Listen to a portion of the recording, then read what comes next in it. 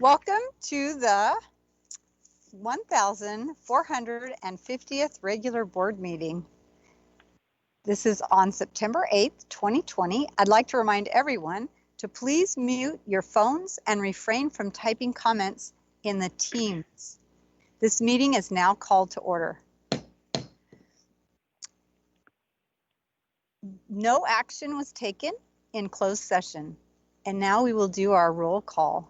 Student Rep Carranza. Present. Thank you. Trustee Brown. I am here.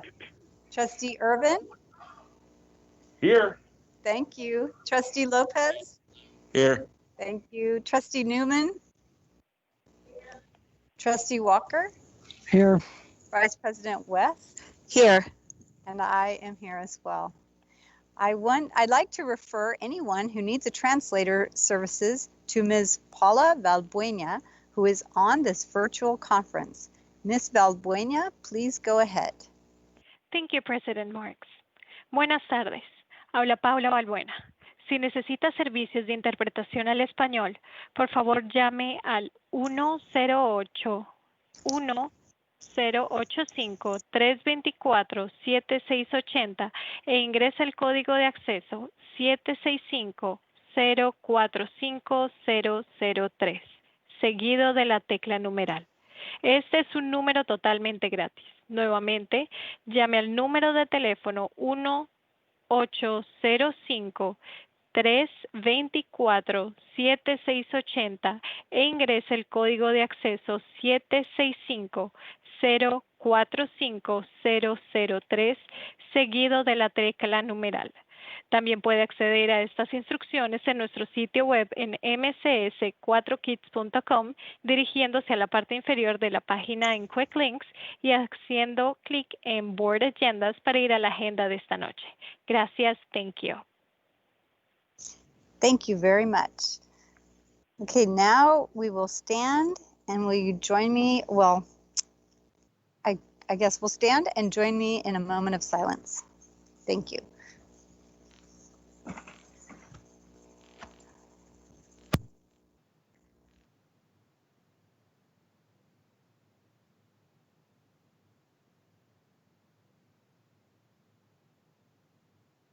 Okay, you may be seated. Good evening, everyone. This open session meeting of the Board of Trustees is being live streamed at the direction of the board. The live stream is available on the district's website, and the recording will be available for viewing.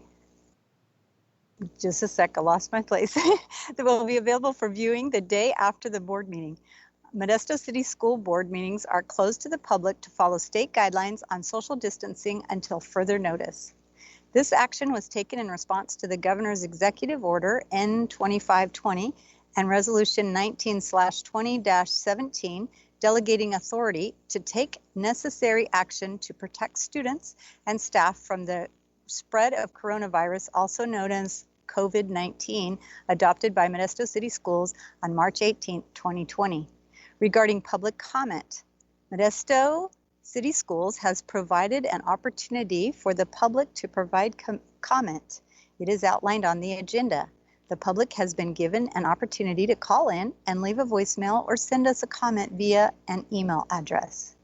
This practice will continue throughout the time we are conducting virtual meetings. For members of the public that are interested in commenting in the future, we welcome your comments. And now, we are pleased, I'm so excited that we have a student tonight to be able to do our Pledge of Allegiance. And we are pleased to have Jaylee Mercado from Fairview Elementary School to lead us in a flag salute tonight via video. Sixth grader Jaylee is an excellent student and a role model to her peers. She exhibits the school character traits for being safe, on task, accountable, and respectful. Jaylee is part of the school leadership team and participates in cheerleading and dance through the ACES program. She is dedicated to her studies and strives to receive perfect attendance. After college, she would like to share her passion for dance by having her own Dance Company. So Jaylee, will you lead us in the pledge? And I'll have the board now rise for the Pledge of Allegiance. Good afternoon. My name is Giuliani Mercado. I am currently in Fairview Elementary School and I am in 6th grade. Please for the Pledge of Allegiance. Right hand over your heart. Ready, begin. I pledge of allegiance to the flag of the United States of America and to the republic for which it stands, one nation, under God, indivisible, with liberty and justice for all. Thank you so much. That was awesome. It was so great to have a child tonight, a student, be able to do our Pledge of Allegiance. We really miss seeing you in the room as we used to have. So thank you, Jaylani.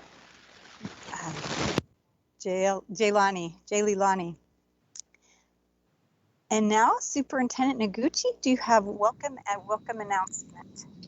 I certainly do. So first off, thank you everyone for participating in tonight's board meeting. Everyone, not only in the boardroom, but the board members as well. There's two things that I want to bring your attention to tonight. First is some data, some good data that I want to share with you.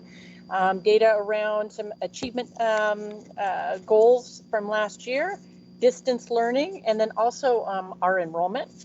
And then I also want to take a few minutes and talk about a few issues that some teachers have reported around student behavior and in the distance learning environment. So I want to take just a few minutes and make a couple statements about that. But before I start, I want to talk or frame some data that I recently got this last week. Last year, our graduation rate remained the same. While that was not our goal was to have it increase by 1%. I was happy to see that we maintained our graduation rate given where we were in the spring of last year and really the difficulties our seniors and all of our students were working with. We also decreased our dropout rate by 0.6. Graduates earning a seal of biliteracy increased by 0.58, and we also had a 2% increase on our golden seal of biliteracy.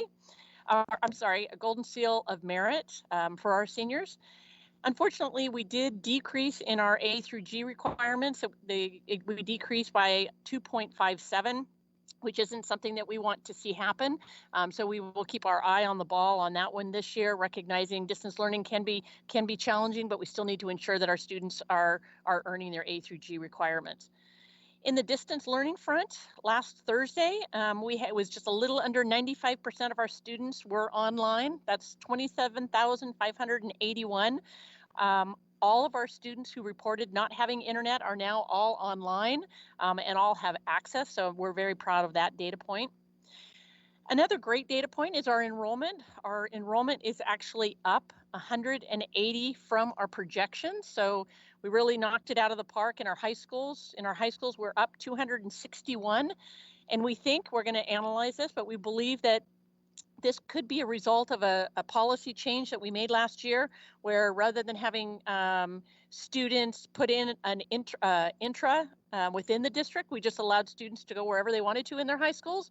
So because they were allowed to go to the programs that they wanted to, and we adjusted staffing accordingly, we didn't lose any of them. So we're going to dig deeper to see if that in fact is the case.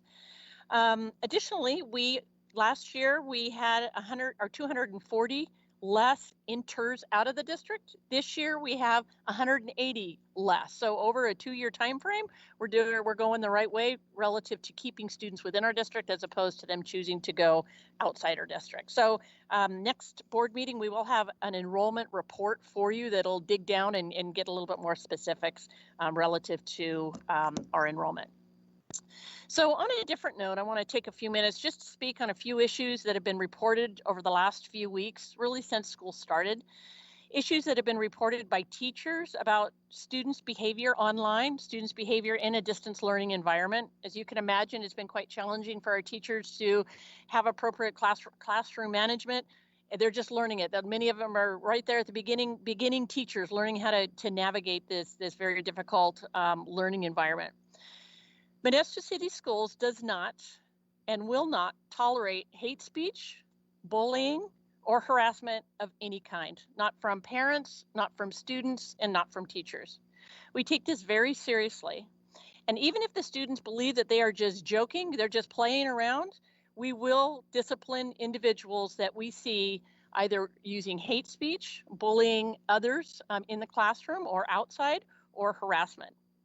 Per our Modesto City Schools Conduct Code, any student who commits heinous acts will be suspended or expelled.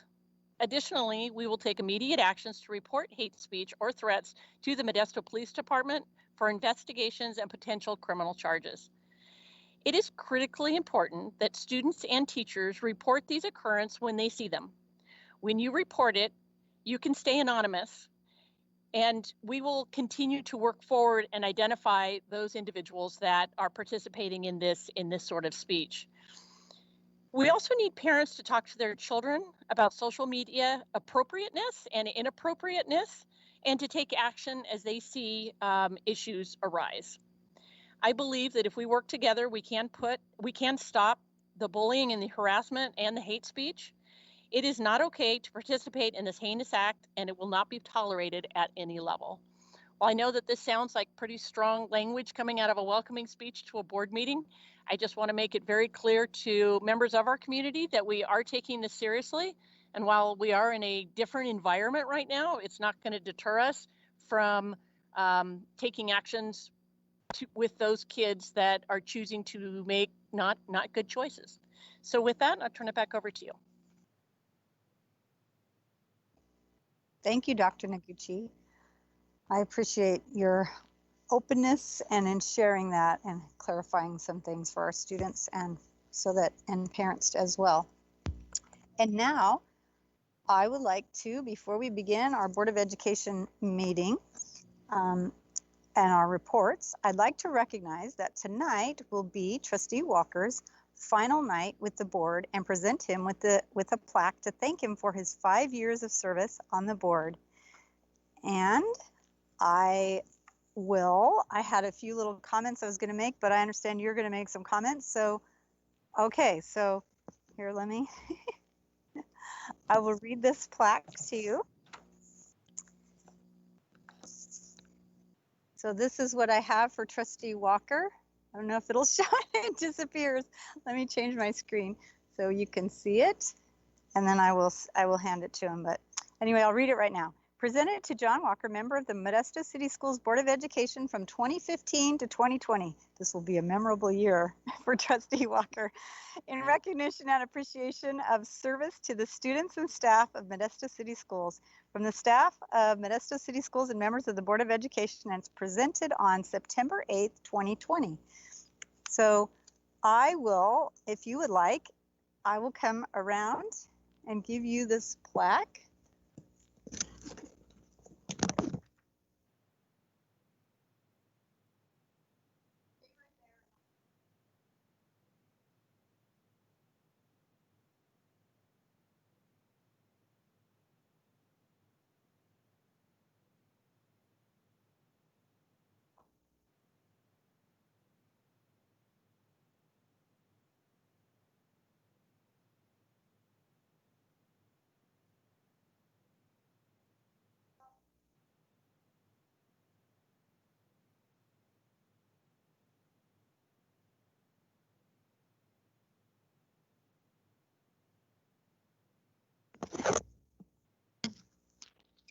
All right, so staff took a picture and they will post that, I believe.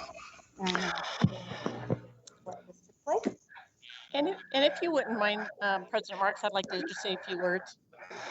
Okay, I yes, and then I have a little so yes.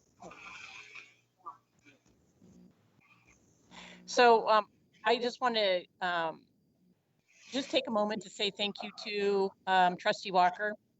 During my second year here in Modesto City, as you know, I was challenged with many things. One, getting used to the district as a whole, the community as a whole, and a lot of really big issues as far as district reorg, positions, building leadership. And I can say that President Walker at the time was instrumental in that work. And I just want to thank you for your support and your your focused eye on ensuring that we're building a team, which was very important. So thank you for that.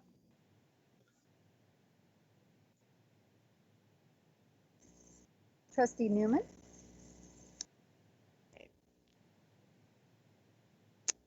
Trying to unmute myself, sorry. Did I get it? Yes. All right, am I unmuted? Yes. Okay, all right. I just want to say thank you to Trustee Walker. It's been a pleasure working with you these past 5 years. You were vice president when I was president during the superintendent search. So when we ran together, like when we ran for office, I was like, well, let's just see how this all works, and went into it all with an open mind, and did not expect that we would find as much common ground. And I appreciate your hard work. You work tirelessly trying to understand the issues, analyzing the data, asking for the data, and just keeping everybody on their toes. And it will be missed. And so I think you've done a great service to our community, and making sure that we looked long and hard at our math issues. And I appreciate your work on that. And so I think that thank you for all you've done, and happy trails from here on. I know there's life after the school board, so at least I'm hopeful there is. Thank you, Trustee Newman. Trustee, I believe it was Trustee Irvin and then Trustee West.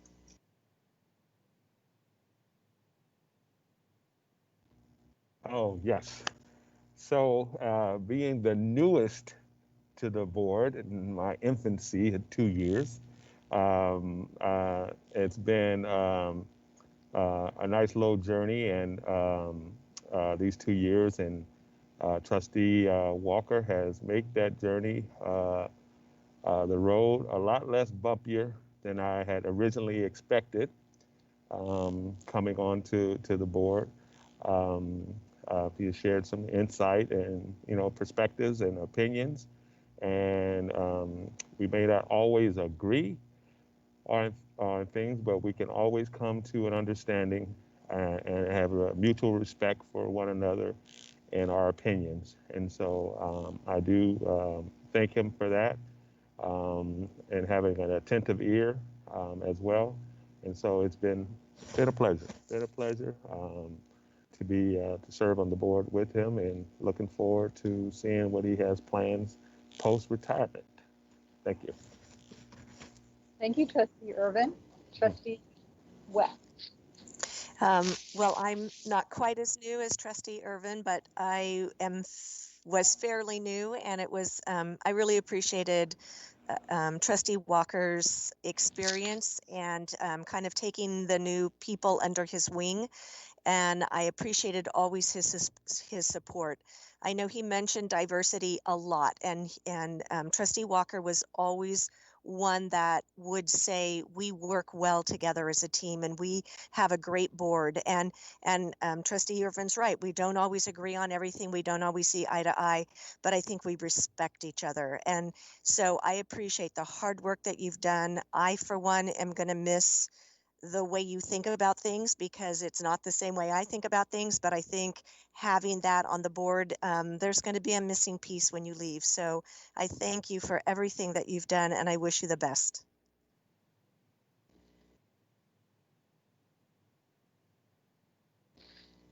I believe Trustee Brown was first, but Okay, I couldn't tell. I just saw. okay. Okay, Trustee Brown and then Trustee Lopez. Oh, yeah, go ahead. Well, I was going to give that to Trustee Lopez to take on. But John, as we were going through the superintendent search, I think that was the time that we really focused on the need to come together as a team. And I was really pleased that we were each able to recognize talents that the other board members have. And that's what allowed us to work together effectively. And I appreciate your focus throughout the years on supporting teamwork. And I think if that can be a legacy as you leave, we will continue to work on that. and carry forward as a strong team as a board. Without that teamwork, we can't be very effective. And I thank you for your part in helping us be there, and wish you the very best in all your future endeavors. Thank you, Trustee Brown. Trustee Lopez. Yeah, well, I would concur what everyone has said, but yes, I think one of the most important things that I take away from you is that that when the superintendent search of how we came together and the work that the work and the time we put aside, but also knowing that we needed to go to find someone extraordinary for the extraordinary work that we wanted to do as a team. And I think that you were a key piece to that element. So you definitely will be missed in your effort to bring a team and bring a cohesiveness, even though sometimes, we have disagreements among all of us. We put aside our differences to focus on the greater good. And I think you were a great example of that. Thank you, Trustee Lopez. And I just wanted to thank Trustee Walker for all the work that he's done over the years that I've been able to work with him on. You presided over meetings and handled them really well when you were president of the board. You formed a diversity task force and asked me to participate on that. That was an experience that we had together. That was a really good one. And I appreciated all of the hard work that went into that, and the staff and students that we had on that committee. Has already been said that you were here when we did a selection process for Dr. Noguchi, which worked out really well. And I believe that, as everyone has said, we worked well as a team. So that was a good team building experience. It really was a team building experience. And then I just have to say that you are thorough in all of your research and data. You are the data guy, and you always put students first. I know that that's been a very strong passion for yours, and you are passionate about all you do. I've seen exemplary passion in you. And I know that wherever you go and whatever you do, you will be successful because you put your whole heart and mind into it. And so I just want to thank you for the last 5 years and all that I've learned from you and in this experience on the board. So thank you, Trustee Walker. And now you said you had a few words to say. I just wanted to thank everybody. I think it's been, as I said, when I talked to our legal counsel in closed session and said sort of goodbye, it's been a wild ride. I mean, we were sort of talking in the break about the first week or so I was in here, and we're having meetings at Grigori, and you're overflowing into gyms. And, I mentored a lot of you sitting next to you at that end of the dais, and you got me involved in CSBA and the Masters in Governance course and that idea of a high performing board. And we weren't there 5 years ago. We really weren't. And I look around now and it's light and day. We really are a team. We function at a high level. We've tackled 400 plus policies. We've switched curriculum. We've established new superintendent. All those different things I talked about in the resignation letter. But I think the most important thing is, like you said, we became a team. And that idea that there's common courtesy and respect, even though you don't always agree, that you put others' interests first, put the kids first. And if others, I think, around the community that are in other governing boards would look at this direction, you'd see a real example of how you can work problems together and get to solutions.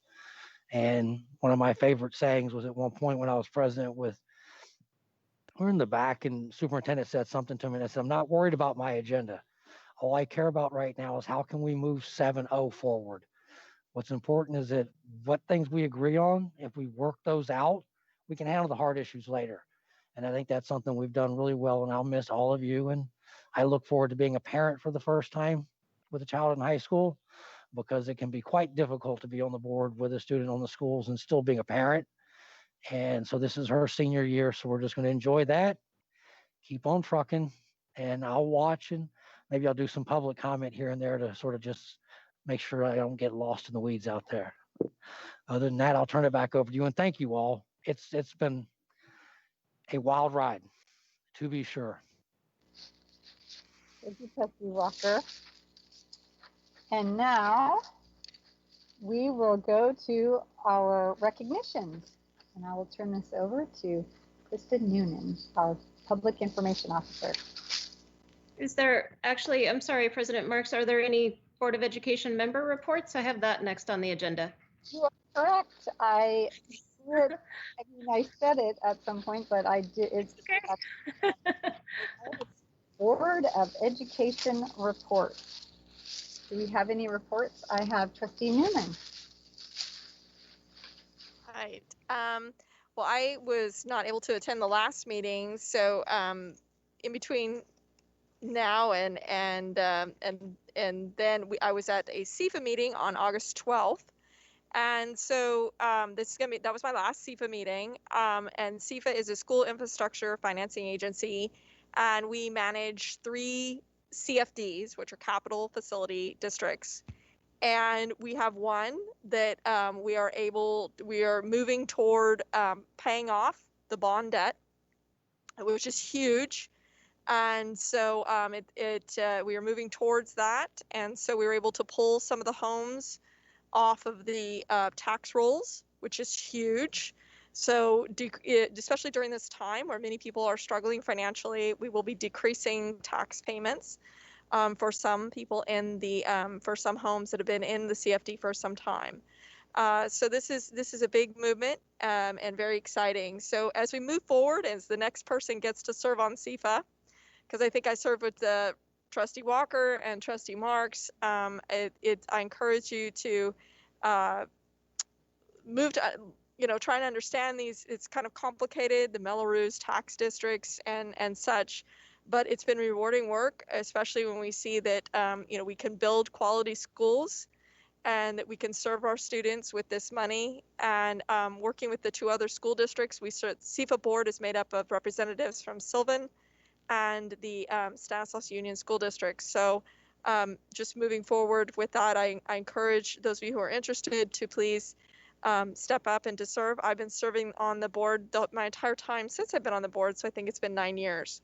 The other thing I did was I did not appear in person, but I did submit public comment for the Board of Supervisors meeting that took place, I believe it was during the week of August 24th, and I didn't mark it down on my calendar what exact date, but I submitted public comment just wanting to make sure that the Board of Supervisors was well aware of all of the actions that we've taken to help serve our students during this very difficult time of distance learning.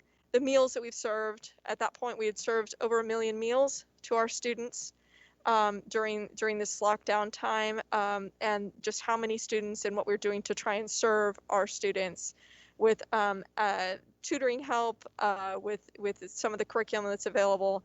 And so just wanting to make sure that they knew the biggest school district in Stanislaus County is trying to meet the needs of our students, and working very hard. And I appreciate everybody at the district who's working very hard on that. And so I wanted to make sure that was known and part of the public record. So I just want to thank the staff for the time that they helped me do that. Thank you, Trustee Newman. Is there anyone else who has a report? I have a report on a few meetings that I attended on Zoom. So attended the budget meeting today along with Trustee West, and of course the superintendent, and it was a really good meeting to be able to go over the budget and kind of set some guidelines and we did a small group discussion on what we believed would be helpful in actually increasing revenues and making difficult cuts, or at least reducing expenditures. So it was a good meeting. So I thank the staff for all that they put into to make that meeting go as well as it did. And then I attended the San Joaquin Central California CSBA delegate meeting on Zoom, and that's where a lot of board members around the state meet together. So I learned some interesting things about other districts, and one is that a nearby district is going to come back with their special education students. They're looking into meeting outside and doing their IEPs outside one-on-one. There's a lot of parents that wanted to be part of that. Another district is doing distance learning for a full semester before they decide to go in person. Another one said that parents were really impressed with the transition this fall than it was happening for their education in the springtime. And so that was a really positive, and I could see that's happening in our district as well. I've had a lot of positive comments about that. So I wanted to share just a few highlights from that. We also had an update on from our federal, from a person that works in federal lobbying, and she gave us an update that whatever we've spent on our learning loss and COVID-19, that it would be helpful to be able to backfill that or replace that funding with some of the federal funding so that it frees up the money that's in our tight budget right now. So I thought that was a good suggestion. And then I also attended I watched online the Board of Supervisors meeting, really interesting meeting. It took 2 hours to get into the education portion of what we were concerned about on our end and what Trustee Newman sent a letter for. So I appreciated that. I watched the whole discussion about where they would like to start the schools. And anyway, it was good to hear their perspective. And so that the supervisor that proposed it failed on his motion to pass.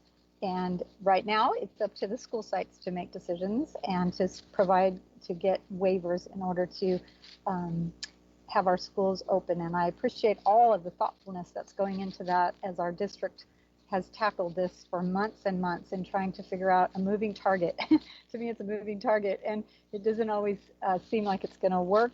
And then we figure out a way, and then we're told we can't do this. So it's been a challenge as we move forward in making decisions on how best to educate our students. And then lastly, I wanted to tell you, I attended the Dr. Parker Parents Leading Change meeting. So on Thursday night, there's going to be a public forum at 5:30, and our superintendent's going to be on and give a welcoming. And then we have a few other staff members, a number of them, that will be on. It'll be like a question and answer forum, so parents can understand better about their educating their students, special education, some of the curriculum issues that we're working on. And I'm trying to think of the other topic, but I just appreciate all the work that's going into the Parents Leading Change and how we're going to have a forum. It's our first time doing a public forum for the parents. So I know that will go well on Thursday. So that completes my report. I believe Trustee Brown has a comment. Yes, I didn't attend any formal meetings, but I do want to extend some gratitude to our technical staff. I know that a lot of our students have received individual attention to their needs, and my personal needs have been addressed at this meeting. I have some hearing loss, and so it's difficult for me to use headphones with my hearing aids, and the tech staff was able to work with me so that I can use my cell phone for the sound and not have to use headphones that interfere with my hearing aids. So it's just a message to me that tells me what individual effort is being made to recognize the needs of our students, and want to thank them. Yes, thank you. Yes, we have an awesome tech staff. We've navigated a lot of interesting things over the last few months, and they've troubleshoot really well. So thank you, staff, all of you, for helping us each night that we have a board meeting, because whether we're here in person as we are tonight, or whether we're in our home or somewhere else, they've worked really hard to make it so that we can all be seen and heard. And so I appreciate that. And now we'll move on to our next item, which is our Krista Noonan's going to give us recognitions. So I'm going to turn it over to Krista. Thank you. Sure thing. Hopefully you can see the screen. Let me get the, let me play the presentation. All right, why isn't it? There we go. Can you see that okay? Yes. Yes. Okay, good. Okay, thank you. Okay, so tonight I am very excited to bring back our recognition program. We are doing it a little bit differently because we have the virtual setup, but I did not want to infringe upon our ability to recognize our students and staff and to do special recognitions as well. So I will go ahead. I'm going to be doing all the presentations. We've already given the awards to the recipients and we've been able to capture them. You can see social distancing and wearing of masks. So the first recognition I have tonight is our Character Education Recognition Program, which specifically recognizes outstanding students that have been nominated for a different character trait. There are 9 character traits total, and they've been around since 1998. The traits are respect, responsibility, honesty, courage, perseverance, civility, compassion, initiative, and loyalty. Tonight, we're recognizing Johansson Senior Layla Pauls for the character trait of initiative. Johansson Principal Nathan Shar nominated Layla and shared, Layla is always more than willing to help out whenever there is a task to complete. When something needs to be done in her leadership class, she doesn't wait to be asked.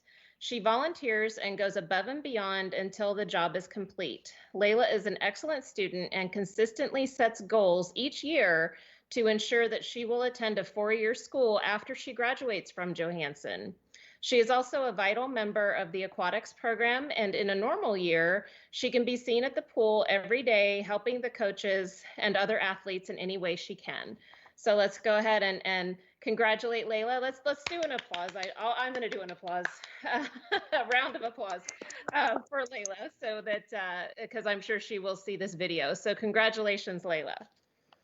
Next up, we are going to celebrate an employee who is our Mcs Hero. This recognizes employees who go above and beyond for students and families each day. So this month, we are celebrating another Johansson person, Johansson teacher Ann Amador. Fellow Johansson teacher Seth Seamus nominated Ann and shared the following. Ann has been a true contributing member to the opening of school for distance learning this year. After completing many of the Vision 2020 professional development modules, she took that gained knowledge and put it to use for the rest of the teachers at Johansson, creating a template to help teachers review expectations for a distance learning environment, activities using an ED puzzle, and assessments for students to review various tech tool videos, and organizing it all in the Johansson Schoology group.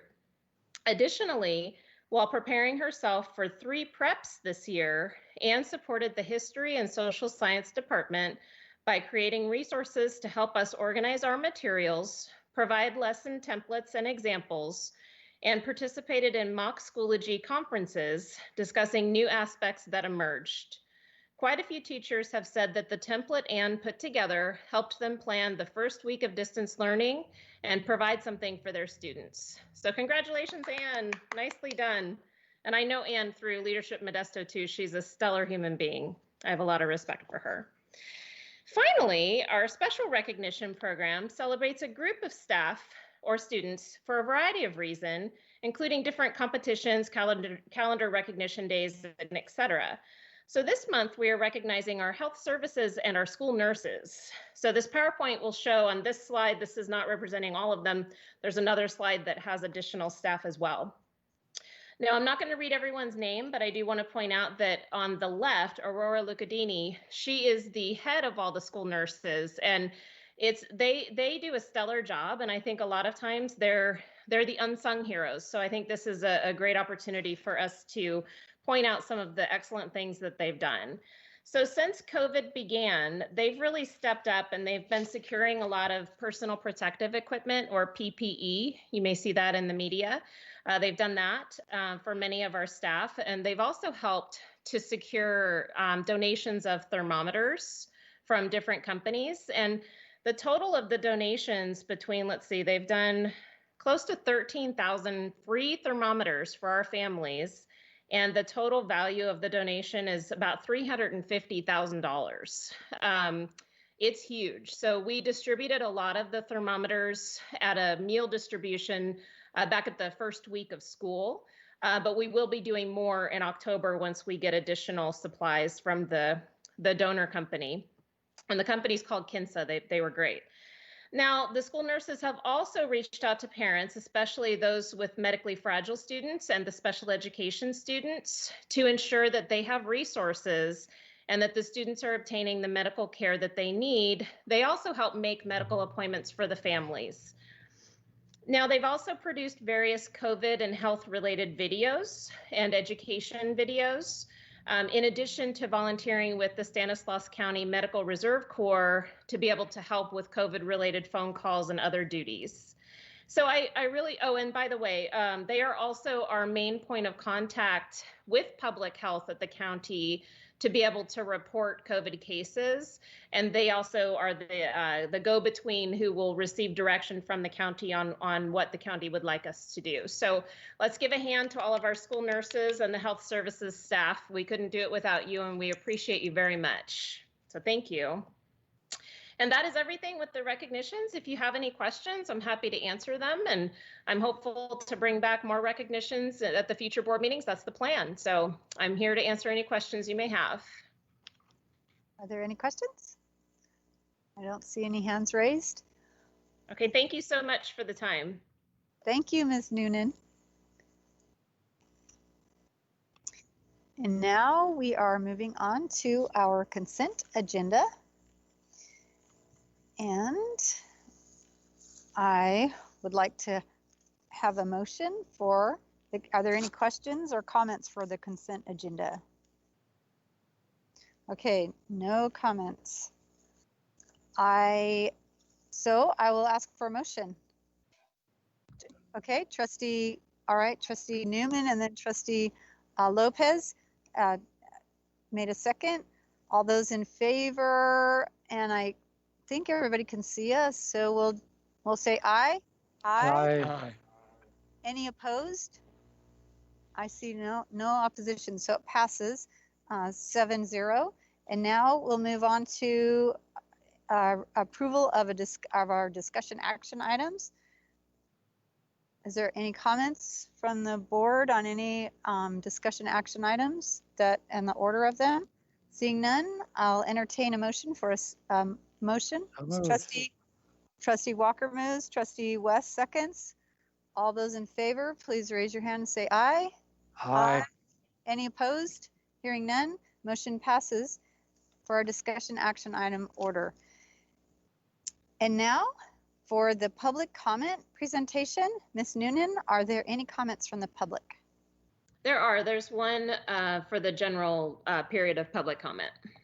Okay. So I can read that right now. So this comment is from a gentleman named Ross Jackson. He is a community member and general contractor. And it says, board members, thank you for hearing me today and your consideration on this matter. My name is Ross Jackson and I am a resident of Modesto.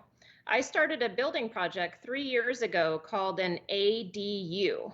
The following is based on my experience as a homeowner and general contractor trying to follow the new law. What is an ADU? Accessory dwelling units, or ADUs, have been known by many names: granny flats, in-law units, backyard cottages, secondary units, and more. No matter what you call them, ADUs are an innovative, affordable, effective option for adding much-needed housing in California. How does the school board impact the success of the program? Well, there's several bullets that I'll read. School developer fees are one of the 4 fee collections that are potentially levied on this type of construction. Next, there are the 3 other entities that have traditionally collected fees for this type of construction no longer do so, i.e. county impact fees, wastewater capacity charges, and city building connection fees. Next, the fees associated have traditionally been so costly that the vast majority of these projects were never recorded on the tax record, instead being built in the shadows or as non-inhibited space. Little to no tax revenue or fees are collected when this happens. Other school districts have made changes to their developer fees to align with the other governing bodies. This has allowed those cities to have a successful ADU program. Please help make ADUs feasible in Modesto. Respectfully, Ross Jackson.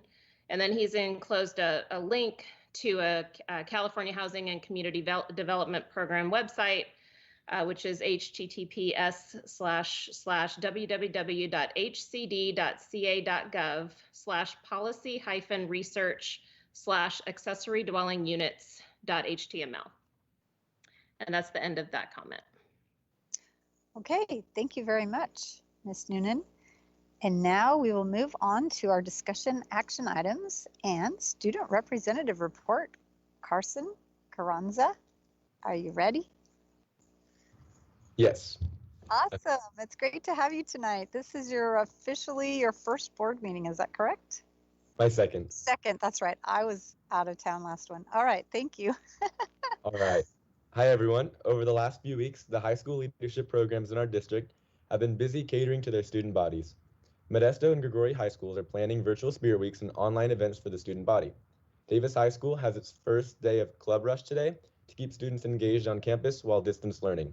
Similarly, Enox High School's leadership students are working on their individual class pages to push out information. Fire High School has opened up their student store for pre-orders, and other high schools are planning to do the same. Downey and Johansson leadership programs have been busy brainstorming ideas for the upcoming school year. All of the schools in our district are utilizing social media to stay connected and push out information and news to students. On August 22nd, I joined the monthly Castle Ambassadors meeting, where we discussed improving accessibility for students district-wide. Many of the students in the call were very impressed with Modesto City Schools for providing Wi-Fi for students who cannot afford internet access. For the Inter-High Council, I have emailed each of the activities directors at the high schools with the dates for the 2020 to 2021 meetings. The first will be Tuesday, September 22nd. All of the links to the Microsoft Teams Inter-High meetings have been included in the schedule thanks to Mrs. Hinkle. I have requested the contact information for each of the high schools' ASB presidents and Inter-High Council representatives to get in contact with the students to push out additional resources and contact information. This year's Inter-High Council will be especially organized since we are going to be meeting online. A Google folder has been created and is shared with the activities directors, which include the Inter-High schedule, a folder for meeting agenda and minutes, student input surveys, MCS updates, and a resource folder that will be constantly updated with articles, packets, and additional information from several leadership organizations. I'm really looking forward to our first Inter-High meeting in 2 weeks to meet this year's group. That's all I have for today. Thank you. Thank you, Carson. That was great. I would like to ask, are there any questions? I have one, just on clarification. Trustee, I don't see any. Oh, Trustee Newman. All right, thank you, Carson, for your report. I think the idea of our students from Inter-High appearing via Zoom will maybe lead to some more students being able to attend. I know in the past, our student representatives have talked about the difficulty the students who don't drive to get to the school site, and I'm hoping this will bring more student voices to the table. And so I think that, make sure that that we get the word out through the leadership classes and any other way that we can through the principals and just getting more students. I think that this could be a positive, and I'm always trying to see the positive in this. And I also want to say congratulations to Carson for he's in the running for a national award. So those of you who've been following our Facebook page, it's very exciting. So we have some students from Modesto High that are engaged in an engineering project, and Carson is one of them. So great job. And so if you go on to our webpage, you can vote. And I know that we all have, well, at least I've got a vested interest in it too. So with Mason being on your team, so great, congratulations, Carson. And I'm hopeful. Report back to us of how many students and do appear for the meeting. And I think that this could be a real positive in terms of getting student voices heard. All right, I will. And thank you very much. All right. That's great. Thank you, Carson. And Trustee Newman, yes, her son is on that team. So we're excited to see how they're going to do. I wanted to ask you a question on CASSEL. Can you tell us what that is? And I don't know if it's spelled C-A-S-S-E-L or C-A-S-T-L-E or what it is. So it's spelled CASL, and it stands for the California Association of Student Leaders.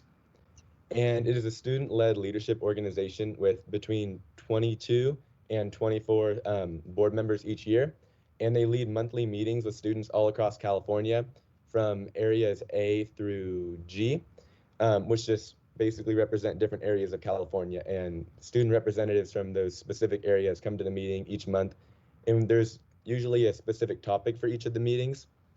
And this month was accessibility, and they really had a lot of good things to say about Modesto City Schools after I presented, because I know a lot of other student board members are also trying to follow suit and pushing their districts towards opening up hotspots for the students who can't afford internet, which is a plus, because I didn't realize how many districts didn't have that available for students across California. So I know I'm very thankful that Modesto City Schools offers that to a lot of people. But I really like the Castle organization. I served a term with them on the board last year, and they offer a lot of great resources on their website for students in their leadership programs and students who are outside of leadership and just simply want to improve their school. So I will always recommend them as a great resource on their website, www.castleboard.com. And they also post information on how to lead sessions that will cultivate like good and tough discussions that are hard to have, especially about racial equality and equity in schools. And they offer a great template for students to have that conversation and make it comfortable. That's awesome. Thank you so much. I appreciate hearing all the extra information you had about that. I had heard of it before many years ago and was trying to remember exactly what it was. So thank you so much. And now we will move on to item B2, our report on TK6 waiver process to reopen elementary schools for in-person instruction. And I believe Mr. Godot is going to be giving us this presentation. Yes, good evening, Board President Marks, trustees, and Superintendent Dr. Noguchi.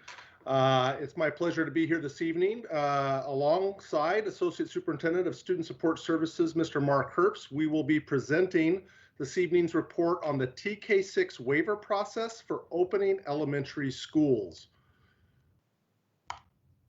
There we go. So the purpose of this evening's presentation is to provide you an overview of how we got to the point of being in a position to put forward a TK6 waiver process. We'll review the criteria that is involved, as well as the process and timeline for staff and community input, and share the next steps in the waiver process.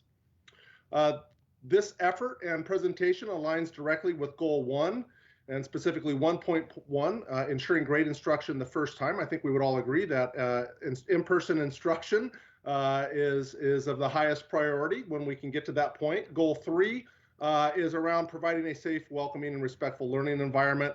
Additionally, the idea around improving customer service for our students, staff, families, and community. So an overview, how did we get to this point? Well, as you know, in mid-March, all schools were closed for in-person instruction. The California Department of Public Health developed a document, COVID-19 and Reopening In-Person Learning Framework, in mid-July. This document was developed to support school communities in making the decision about how, when, where, and why we would open schools for in-person instruction at some point this year. Additionally, the framework authorizes the local health officer to grant a waiver for TK6 schools to open for in-person instruction under very specific conditions. LEAs or districts must meet and satisfy all waiver requirements outlined, and the TK6 waivers can be granted or denied pursuant to the process that we're going to outline this evening. And at this time, we're going to turn it over to Mr. Herbst, and he's going to take us through the waiver process and criteria. Good evening. There are specific process and criteria that has to be addressed prior to submitting the waiver.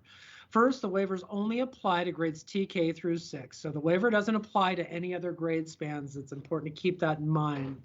The waiver must be submitted by the district's 14 days prior to the desired reopening date, so a minimum of that.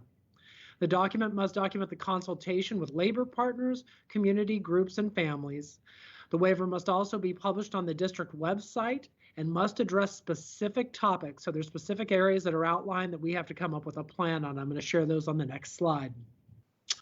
The required topics are including cleaning and disinfecting procedures, entrance, egress, and the movement within the schools, use of face coverings and or essential protective gear, the health screening process for students and staff, specific hygiene practices, the process in which we will identify and trace student and staff contacts should one be necessary, procedures regarding physical distancing, the process we're going to use to train our staff and family on our procedures so they're aware is also a part of the document. Finally, the testing of all students and staff, and the threshold of moving to distance learning should that become necessary. Finally, you have to document your process on outlining communication in the event of students and or classes having to be quarantined due to COVID-19. Next slide, please, Brad. It's important to note that the waiver process and guidance has not changed even since Governor Newsom made those adjustments that he made. I believe that they were last week. I'm referring to kind of the color-coded system. So even though he's kind of switched things a little bit, that has not rolled over yet in any change of the guidance. So currently, we're following the following. When they look to approve waivers, they'll be looking at any available current scientific evidence, current state law, whether instruction could be provided in stable cohorts, local guidance and available PPE, current case and positivity rates associated with the county monitoring list, and that's asterisk because that part's obviously changed. There's an county monitoring list now. Hospital trends and capacity, available testing resources, and the extent with which we've consulted with the relevant stakeholders that I talked about on the previous slide. Associate Superintendent Godot, I believe the next slide is yours. Yes, sir. So the process and timeline, critical to this process is getting feedback and input. So we are scheduling a series of meetings and avenues by which our stakeholder groups can provide us that feedback. We'll be meeting, of course, with our labor partners, MTA and CSEA, as well as our MCS managers group, parents, community. I don't have up there DLAC, key communicators, a number of different things, as well as posting a link on our district webpage to ask for community input on the waiver process. We want to get feedback and input through these virtual meetings. We'll also be conducting surveys of our parents and of our staff, conducting stakeholder meetings and these surveys prior to our next board meeting on September 28th. And then we will review the current state and county guidance along with the stakeholder feedback and survey data to inform our planning moving forward. So what are our next steps? Communication and planning with our county partners regarding COVID testing and contact tracing. This is a big part of the plan, and so we have work to do there in our county and in our district. We need to continue to identify areas of need and collaborate with our stakeholder groups. There's a lot of conversations that need to take place about what it would look like should we come back to in-person instruction. We need to collect data from our surveys, as well as the positivity rates and the things that Mr. Herbst alluded to in his portion. Parent education and support, and we will be coming back to the board on September 28th with the presentation on the waiver itself. And with that, we'd like to open this up to discussion and questions. Are there questions? Trustee Newman? Well, I want to thank our superintendent and staff for working on this moving target, and it's just moving daily. And you know, the data is moving, the rules are moving, and then we've got, you know, angry parents, you know, public boards yelling, "Open the schools," and it's just been really kind of a crazy climate within which to try and follow the rules, which is what we have to do. And follow the rules and try and get our schools safely open. We all would like to see our students return to instruction. So thank you for working long and hard on that. So the testing has been something I've been following. Of course, just the requirements we have testing. Does the criteria set forth by the California Department of Health set forth the kind of testing, who needs to do the testing, and what our obligations are regarding the testing? So maybe you could talk to me a little bit about that. There are 3 approved forms of testing. Saliva I actually don't have them in front, but a number of forms of approved testing. What's been unclear and has been a bone of contention, and I think you probably read about that in the Modesto B article this week, is who really is responsible for that contact tracing and testing. And I will tell you, it's there's some challenges associated with it, especially if Modesto City Schools were to take on doing our own testing. And that includes how and who we would collaborate with in terms of a medical doctor to sign off, but also work with the labs in terms of getting results back in a timely manner. So it is, I would say, the waiver is a challenge in and of itself, but I think that poses a very, very unique challenge in terms of how we would organize and who we would work with on that testing.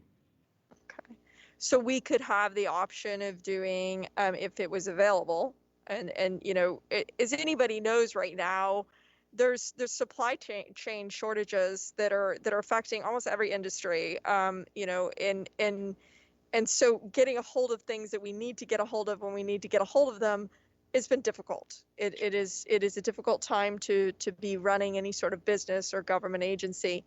So we could have a spit test or a nasal swab test, and it could be with a non-government agency that we contract with to do that. We could, that there are approved testing measures, and then we would contract with a lab for those results. Okay. With the doctor signing off. That's the way I understand it. Nurse Chairperson Aurora Lecchidini has a meeting tomorrow scheduled with some members from Public Health on that exact issue. Okay. And so there would be, if we contract with somebody else, there would be some expense incurred by us as well. Yes. And we don't know what that is at this point, right? We do not. Okay. Gosh. All right. That's a new one too. Okay. All right. Well, thank you for your work on this, and I appreciate the information.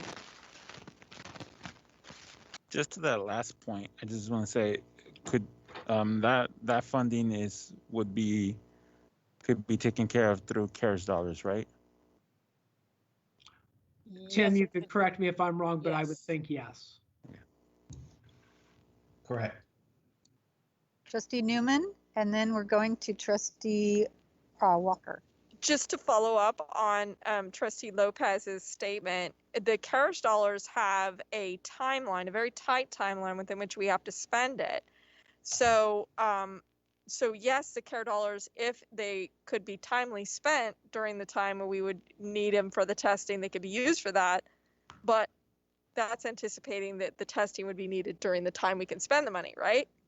Well, a couple things going on there. The answer is yes. There's different timelines for the CARES dollars. One of the timelines is December 30th, and you're going to hear about that later today in the presentation, because we do have a report on the CARES dollars. But just to put things into context, my understanding, Twin Rivers purchased 10,000 tests. Now that is not even, that's a third of our population. 10,000 tests was a little over $1 million. But that's not even covering the cost of the lab. So you get the test, but then you also have the lab, which is going to take another cost. Holy cow. Short story, yes, it can be covered, but it would have to be covered under that tight timeline for some of it. Okay, thank you. Thank you for all that clarification. Trustee Walker. I would echo Trustee Newman's one, and thank you for the report. I only have one real question. I'll save my comments for when we come back to sort of board comment. One of the slides, and I don't look at testing results a lot because I don't have a lot of faith in asymptomatic versus symptomatic versus false positive, false negative. There's this whole sort of cycle around these things. What I do look at is hospital data. And I think that to me is a much greater indication.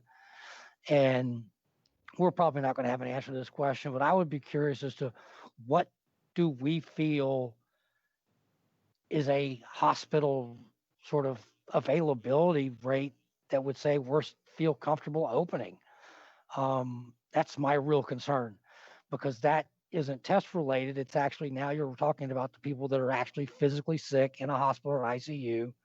I looked at the COVID dashboard from the county about 2 minutes ago, As of now, we've got a total of 11 ICU beds left in the county. It was 4 at 6. We haven't. So I mean, I guess that's my question: is what would drive that metric that says we're comfortable opening with the ability of the county to take care of people that are sick if we make this decision? Because to me, it's not an education decision; it's actually a public health decision. So let me add into this. So we can submit a waiver, and the county can approve it depending upon whatever metrics they come up with. It then has to go to the state, and I can tell you that the state is really looking to push back the dates of opening schools, as evidenced by changing the rules, if you will, just this a week or so ago. So even if the state did approve this waiver, we still have the decision as this board if that's something we want to move forward with. So our thought is, as we move forward with this process, we see where we get with this process, and then at the end of the day, when it's all approved, we can then say, all right, are we comfortable in end of October, beginning in November, with the positivity rates being where it's at and the hospital rates being where it's at? Do we want to open school at the beginning of November, mid-November, end of November, whatever that looks like? So we can get something approved. That doesn't mean we have to open. Okay, it just concerns me because we've got private schools that have submitted waivers that have been approved already in the county based on the newspaper report today. So clearly the state has no problem with the fact that we've only got 9 ICU beds and they're still approving. I guess that's my real sort of in my last hurrah here. If you're looking at how I think about things, this really is a public health issue to me. And if we don't have space for people in hospitals to be treated and we open up and we run a spike up, what does that look like? I mean, because to me as a community member, as I just said, it's not an education decision, it's a public health decision. And I really worry about sort of the neighborhoods we're looking at in the elementary district, which Trustee Lopez has mentioned many times. This is one of the hottest areas in the county, other than looking at Ceres next door. I would be highly concerned. I guess that's just my real sort of in the back of my head. What would drive me to say, yes, this is a good idea? It would be hospital space, ability to take care of people, and not impacting other businesses being able to open up later because we run a spike through. And especially given that we're on a 3-day weekend right now that we don't know the results of, and this county has not gotten through a holiday or a 3-day weekend yet without running numbers up. And I guess that's just my real concern as we move forward, is that we look at it not as an education decision, but as a public health decision and what our decision impacts others on. Because nobody wants these kids back more than I do. Trust me, I want my senior to have a senior year, but we're not even talking about that yet. We're still talking about elementary. But I don't want to impact our healthcare system negatively. And to me, that's the sort of key stat I watch is the COVID dashboard for the county. What is hospital space and how much is available? Thank you, Trustee Walker. Trustee Irvin. Yes. Going back to Trustee Newman, Trustee Walker, about the tests. Do we know what tests are approved, so to speak? I know you have the PCM, and then you have the rapid test. All these tests, are they all approved, or are there certain tests that are approved? Are the rapid test approved? What direction should we be going in as far as testing? Because I know there's free testing out there as well, but with the free testing, I think they're doing using the rapid test. So I just want to know what kind of direction do we have as far as testing? What types of tests can we utilize that's approved by the health department? I'm looking at an email right now, and this is probably you might be asking for something a little bit more specific, but this is what's currently being discussed. You have molecular tests, diagnostic, which consists of diagnostic tests, viral tests, molecular tests, acid amplification. That's done by nasal or throat swab or saliva. You have antigen tests, which is also known as a rapid diagnostic test. That's through nasal or throat swab. And then you have a serological blood test, which is a finger stick that draws the blood. And so those are the ones that are FDA approved. Again, which one are we looking at? I would say that we're exploring all options, and then we're looking to see from a realistic perspective how we would be able to do widespread testing within our district. But those are the ones that are out there that are approved tests. Thank you. You bet. Thank you. And good job. All right. I don't see any more questions, so you'll need to lower your hand. Oh, Trustee Lopez. Well, it's not mine's not a question, so it would be a comment. Okay, then back to the board for comments. Trustee Lopez. Yeah, no, I would concur with Trustee Walker. I think for me, the most important, and I've been asked a couple of times, the most important is that we can. I definitely want to open schools. I want kids to be in the schools, in the classroom, because there is nothing better than one-on-one instruction in front and live. But I'm one to say that I want to do it in a way that's safe. And I know there's a lot of people saying many things of what safe looks like, but we have to think of everyone from our custodial staff to our teachers, to our students, to our parents, to our administrator. It goes of the unfortunate fact about the virus is that it goes beyond our homes, it goes beyond our classrooms, it goes beyond our businesses, and so therefore we have to take in consideration the overall health and wealth of our communities before we make a decision. And I'm glad that we're exploring options to opening schools, but in doing so, in a health conscious manner. So I've been saying it since we started this process of the pandemic in March, but the only way that we get back into our schools is that everyone has to put in their parts. Everyone has to do their effort in staying safe, staying separated, socially distanced, because we want our kids, we want the kids back in the classroom, and only you guys can help us do that.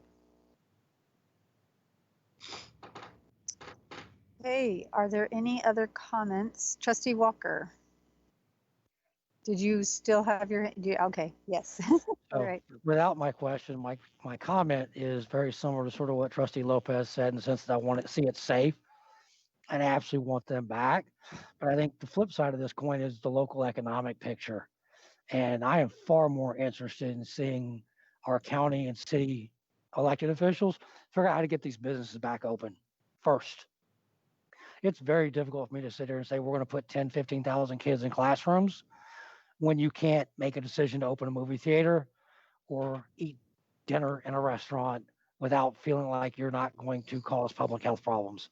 And I think, to me, that's a much bigger issue that I worry about, is why is that political pressure going to be put on us to open up, which would then force our partners, which are 7 feeder districts, to open up and essentially do what hasn't been done since last year, which would put tens and thousands, potentially 20,000 people in close contact together. That can't end up being a good result with where we're at right now. And I'd much rather see county and city get these businesses open, and then we watch, wait, and be careful, because it's just not worth the blowback if it goes badly. And I think, to Trustee Newman's point, if it's $1 million for testing, there's a huge money part of this issue that needs to be addressed as well. But I'd much rather see movie theaters, restaurants, and businesses, and all the other things that are now going to be in much bigger trouble in about 90 days, because it's going to be cold, wet, and wintry. And so how do you do that outside when they're all being forced outside? I think there's an economic part that needs to be squared up before we jump off a cliff. Well, we can all agree it is a very complicated issue, and hopefully we will be able to navigate it in a way that will be safe and also get the little guys. We're looking at those little guys that are really struggling at home, not doing well on their computers, and they really need a person that's talking to them, as Trustee Lopez said, but actually a person that's making has that interaction with them. So I look forward to seeing where staff and the county and the state and the CDC are going to give us guidelines on exactly what we need to do in the future to be able to open schools safely so that people can entrust their children to us and parents feel that it's okay. I believe Superintendent Noguchi has a comment. We have 2 public comments for this. Yes. Okay. Yes. Thank you. I was getting to that and hadn't quite gotten to it, but I appreciate that. And so now, would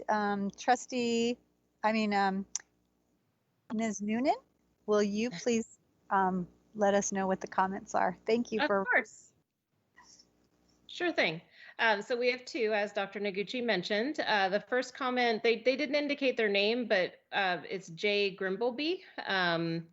That's the last name. So they're actually questions. There's 3 questions.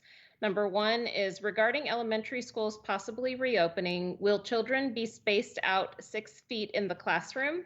If not, will there be barriers between them? Number 2, what will lunch and recess times look like?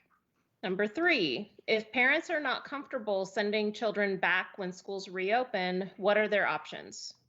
And those are the 3 questions from that individual, Jay Grimbleby.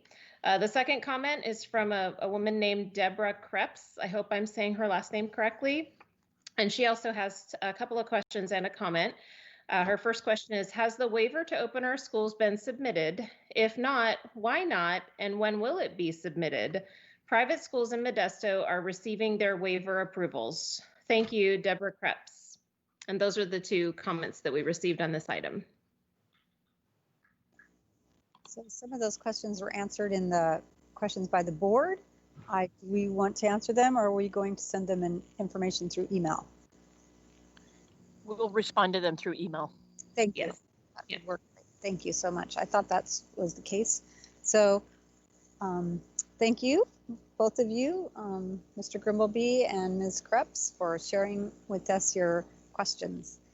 And now we'll move on to our next item. B3, report on California Department of Public Health guidance on distance learning hubs. Mr. Herbst, I believe you're up again. Yeah, I'll start it. Well, actually, Director of Student Support Services, Steve Hurst, is going to do this presentation. You'd kind of talked about it, Board President Marks, about opening up your schools safely and in small enclaves. And again, I don't want this agenda item to be confused with opening up schools, but there has been some recent developments that's come from the California Department of Public Health. Director Hurst wants to talk to you guys and spell out those developments, and then kind of our plan on bringing back potentially some of the students that traditionally have been struggling in a distance learning environment. So with that, Director Hurst, you ready? I'm ready. Thank you, Mr. Herbst. You bet. So good evening, President Marks, Board of Trustees, and Superintendent Noguchi. Again, my name is Steve Hurst. I'm Director in Student Support Services. So the purpose of tonight's presentation is to provide a report on the Department of Public Health guidance that was issued initially on August 25th of 2020, and then they just gave us a new update here with some additional clarification on September 4th. And this is related to distance learning hubs and bringing potential students back. So obviously, we want to align with our district goals, and obviously this aligns very well with District Goal 1, which has to do with our academic achievement, and specifically 1.2, making sure that we have our students ready to be college prepared, and that we are providing a multi-tiered system of support for all of our students. So this comes in under the 1.4 effectively there. So as we all know, COVID-19 threw a new wrench into our lives and what we have to do. And during this time frame, the California Department of Health has issued various different guidances to provide to us and to other entities how to go about reopening or working with people. On the 25th of August, they did issue a new guidance for small group cohorts and groups of children and youth. And along with the guidance, they also had an FAQ to help answer questions. And then they came out again, as I said, on September 4th, and they issued a new update to clarify even some additional points to that. So the purpose of the guidance was to provide a guidance to in-person child supervision and limited instruction, targeted support services, and really the facilitation of distance learning in small group environments for a very specific subset of our children and our youth. And again, this is separate and different and above from the waiver process that was just recently talked about. And the difference with this is while the waiver is elementary, this guidance does apply to TK through 12th grade. So it includes our junior high and high school students. So going through some of the terms and making sure we understand them, cohort, and I put an asterisk next to that because it has a small update. So a cohort is defined as a stable group of no more than 14 children and not more than 2 supervising adults. This group must stay together for all their activities and avoid contact with people outside of their group. And the asterisk on that is they gave some update, whereas 14 and 2 equals a total of 16. They're now saying as long as the youth and adults do not total more than 16, then you're still with a stable cohort. So we could have less children and potentially more adults in the group. The big thing there is the cohorts are not supposed to interact. And that's where our supervising adults really come into play, is they're assigned to that one cohort of children and that they are not interacting with any other cohorts, and they're making sure that that cohort of adults and children, again, stay as themselves, they stay pure and they don't mix. Supervised care environment is where we bring in youth from multiple environments. It could be multiple families or households, and we're bringing them in to be supervised by this adult. This includes programs such as school site where school is not in session or is providing a distance learning. It also could apply to things like child care, or whether you're exempt or licensed child care, small groups that the LEA is really determined have a specific need to come in to be serviced.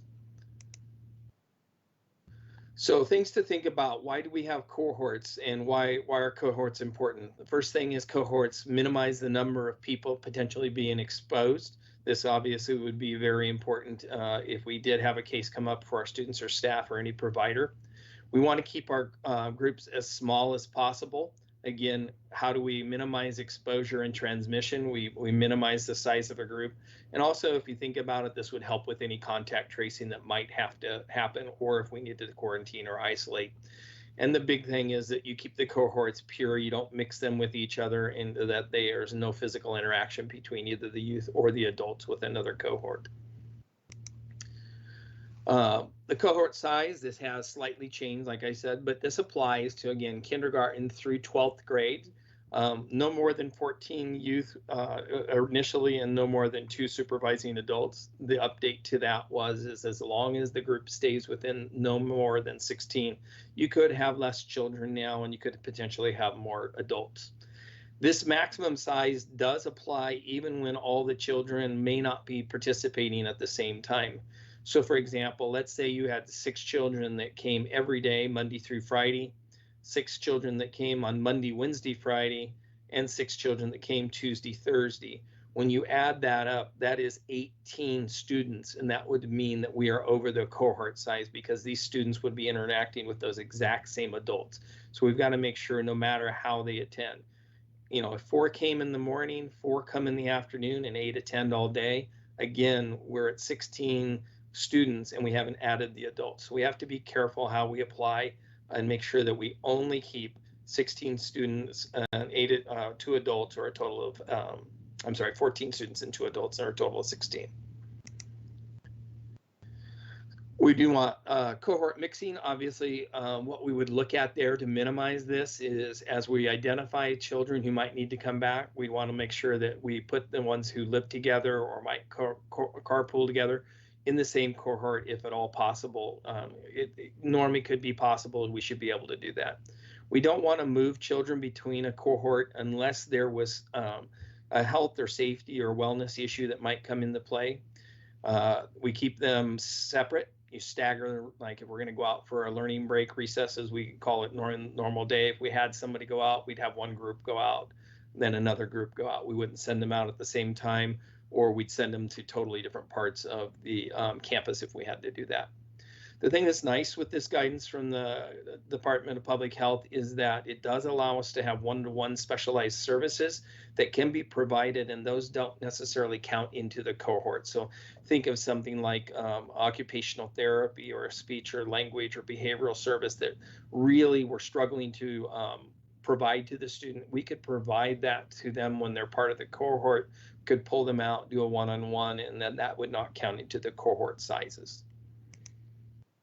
So obviously we want to make sure that we're looking at all the safety considerations, and so we must follow all the guidance from the schools and school-based programs issued by the California Department of Health. Face coverings would be required as part of this program unless there was obviously some type of an issue that just totally prevented it, but really we should have students that should be able to have face coverings as well as adults. We have to have the regular sanitizing of facilities in our high use areas, and these are all outlined in the guidance that's been issued previously and looked at. We would help screen all of the students and staff on a daily basis. Again, we want to make sure that nobody's had an exposure, they're not running any symptoms, potentially having a high fever, any of those things that might be an indication that we should consider in keeping that student out of the group or the staff out. And then obviously, if we did have an exposure that occurred, we do have to have a plan developed to address the possible exposure and isolation of those students and how we might deal with a quarantine process. So where are we at in this process right now is, and we've been working on this, we have been working on identifying available rooms and locations within our school sites as well as off-site. We started this actually looking at off-sites, working with the City of Modesto Parks and Recreation to see if we could find some facilities that might help with this, and still looking in that partnership, as well as looking at what we have on our own school sites, maybe a teacher who's not on campus and we have a room available that wouldn't be used for anything else. From there, now we've progressed into really identifying students, and we're working with our site administrators on a number of factors to look at with the students, and you can see the list there. You know, things like hopeless and foster youth, or our English learners, or connectivity in the sense of they're just not getting into the class. They may even still be able to have Wi-Fi, but they just can't get in. And we really want to look at that. And then obviously we have some students with specialized service or disabilities that could be considered. But we have to take into account all those special circumstances to identify the students that might make sense for these really small cohorts. When we're looking at hours for our general ed, we right now notice that our school day is really 8:30 to 2:30, and knowing that we would have to have, you know, some drop off and pick off. You know, base hours would probably run something very close to the 8 to 3, but we would base that also on the site needs, on the student needs. You could have a group that maybe was 2 hours if that really was the need of that site. So we're finalizing those pieces, but really looking probably in an 8 to 3. And from a staffing standpoint, we really want to work with our MCS staff. We're working with our bargaining unit partners, CSEA, community partners like the City of Modesto and the Police Activity League, to make sure that we have the staffing we need to support these students, because that's the real key. Is we want the adults there to help supervise, give them support, help them access their learning that they're struggling with. So how does this provide support to our students? The first thing it does is it gives them structure and supervision, which for some of our students, that's the thing that they're lacking the most right now. They don't know how to make it work. They can't do it effectively, or they need somebody behind them.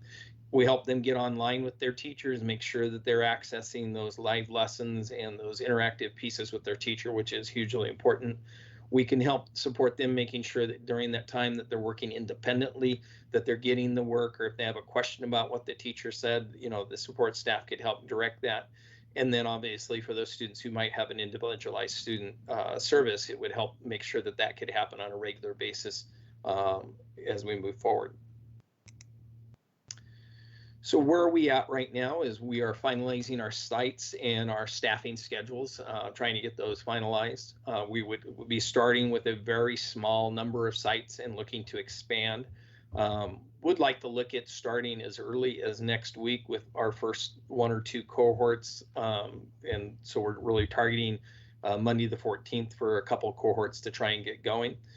We need to make sure that we've notified our families, have their commitment. We have all of the documentation and everything we need in place to make sure that should emergencies have come up or anything, we have those contacts.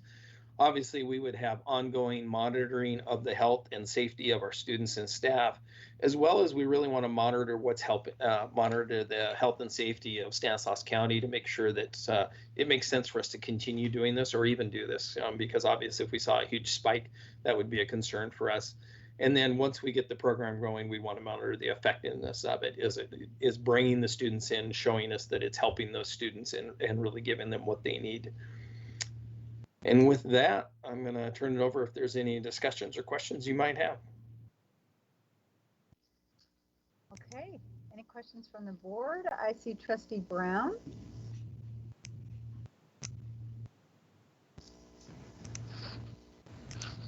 Yes, a couple of questions. I know when the first definition of these cohorts came out, I was concerned because it didn't seem to address the needs of our special ed students. And it seems like the new definition allows for a one-on-one aid and a smaller group of students. Is that what we could accomplish with the new definition? So looking at our special ed population, obviously the guidance gives us a little more flexibility than what it originally gave when we had the 14 to 2, because we could potentially have a lower number of students and a higher number of adults.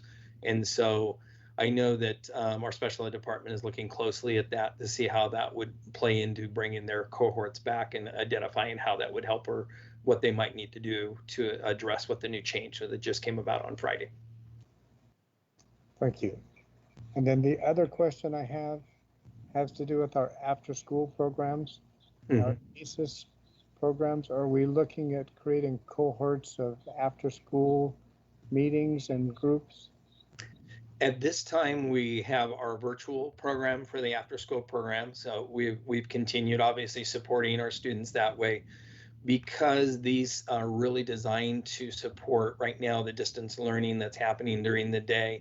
And I would have to worry a little bit more about cohort mixing, which I don't want to go to. I don't think we're ready to go to on-site ACES at this time, although it's something that we can definitely take a look at. But we would continue with our virtual initially, and then as we got a better look at how this is going and could we handle that health piece, we could then potentially look at an on-site ACES program. But initially, I would not go immediately there. Thank you. Thank you. Trustee Irvin.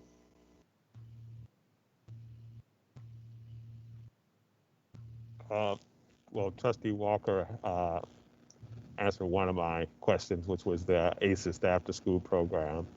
The other one was I saw that the time period is between 8 a.m. and 3 p.m. Is that elementary and high school? And is there a time limit on that, or those learning hubs? So the reason we've utilized that time frame right now is that our school day, and really we're trying to support these students and their access within the school day and those supports they need, is right now is 8:30 to 2:30.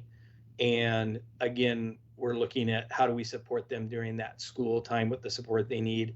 And then we have to give a little bit of time for drop off and pickup. So that's why we've broadened it about a half hour on each end. This does apply through kindergarten through 12th grade though. So the high school, junior high would be looking at pretty much those same timelines.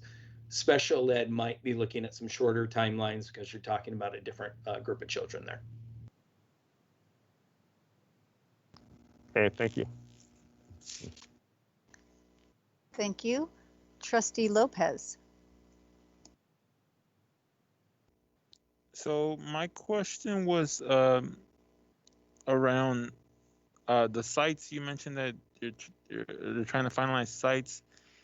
Is it going to be if the site gets chosen to be your elementary, you will be in the part of that cohort, or you can be from a different elementary or a different high school and still go into where the sites are at? And if so, are we providing busing for those students that have to come from further out? So as of right now, we're trying to really minimize, again, the cohort mixing process, which would also be considered school mixing as much as possible. So, pick a site name. We would try to identify the most neediest students at that site, create potentially 1 or 2 cohorts on that site of small groups, and really keep them there. Part of that is it's their neighborhood school. And it's the area they interact with. The students that they might interact with might be the same ones they interact with in the neighborhood. So it would be more beneficial to do that than to now I'm going to, using high schools, I'm going to take out Modesto High and put them at Enoch's or something like that. Because now we're definitely mixing parts of town, students that don't normally interact with each other.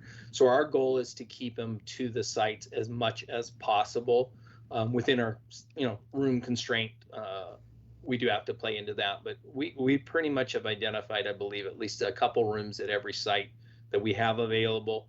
Now it's just working through the process of getting this up effectively, not going so fast that we create problems, but at the same time recognizing we'd like to get it as quickly as we can, but in a judicious way. Great. So we're talking about there's going to be multiple, if not all, of our sites, but with 1 or 2 cohort in each. That right now would be essentially the goal to look at. Yeah. Great. Thanks. Trustee Walker. Okay, I'm unmuted. I like the list that you sort of put together for the cohorts, because when I sort of look at where I think we should be trying to provide extra supports in small groups, it would be those foster, homeless, English learners,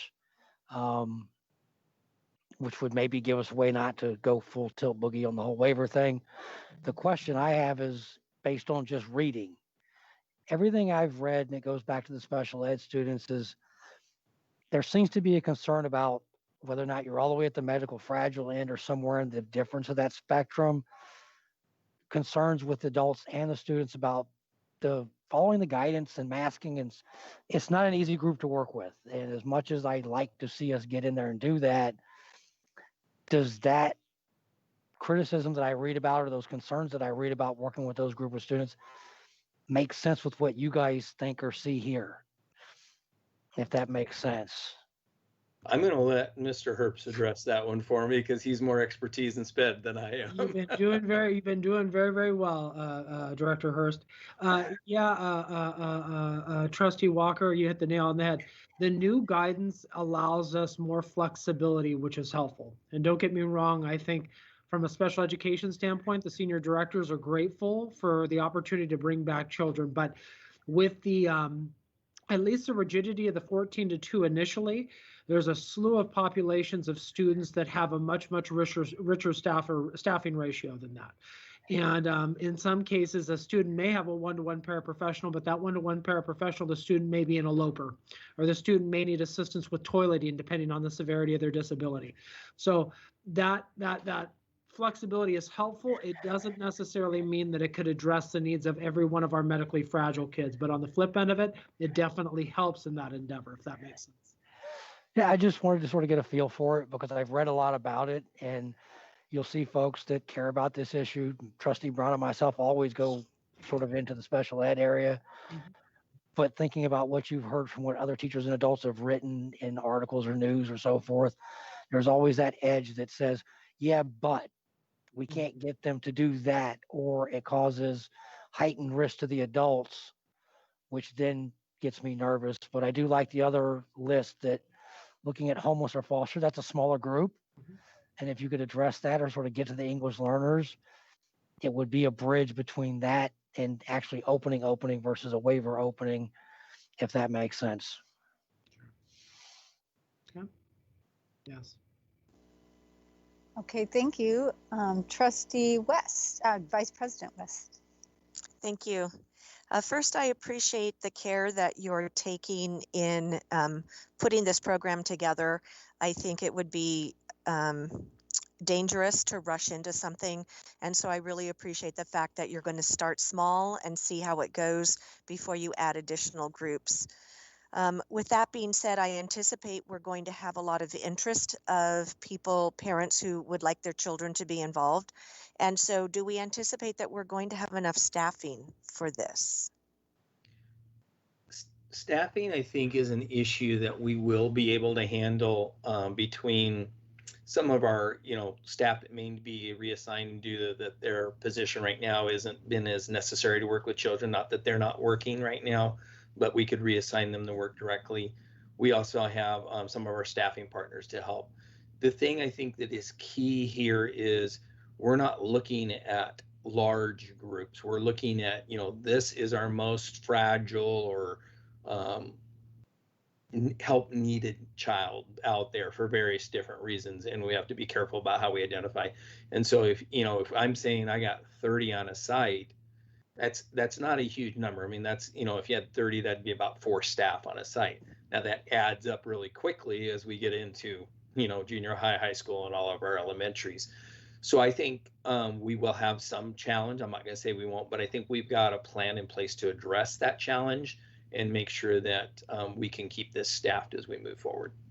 Okay, thank you. And then just the last question is, our nurses and our health clerks, are they on site now? And if not, will they be working on sites that have these groups so that we have some medical care on site for people who need it?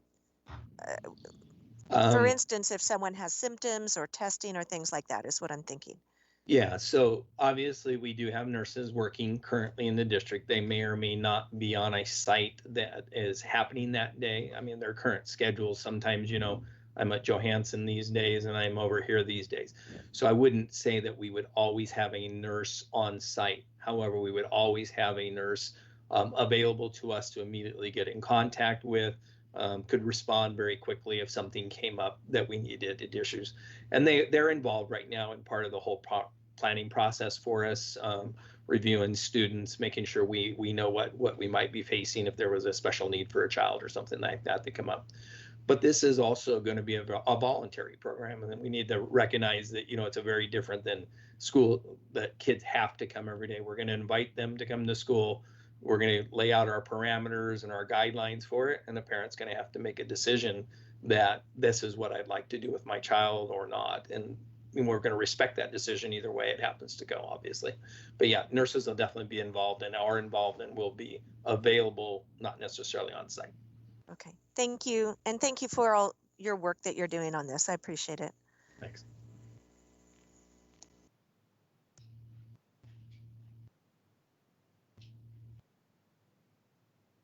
Whoops. Student Rep Carranza. So I would like to assume that all the families sending their children to school for these learning cohorts have masks, but for students who show up to school without a mask, will they be provided for them? Yes, we would provide preventive equipment for those students if they need it. Obviously, our first goal would be to have them provide their own mask, but should they need one, we would provide them a mask, or if they lose their mask or something happens during the day, we'll always make sure we have that. I mean, that's just part of our regular provisions, whether we're doing this or opening school, either way. Okay, thank you.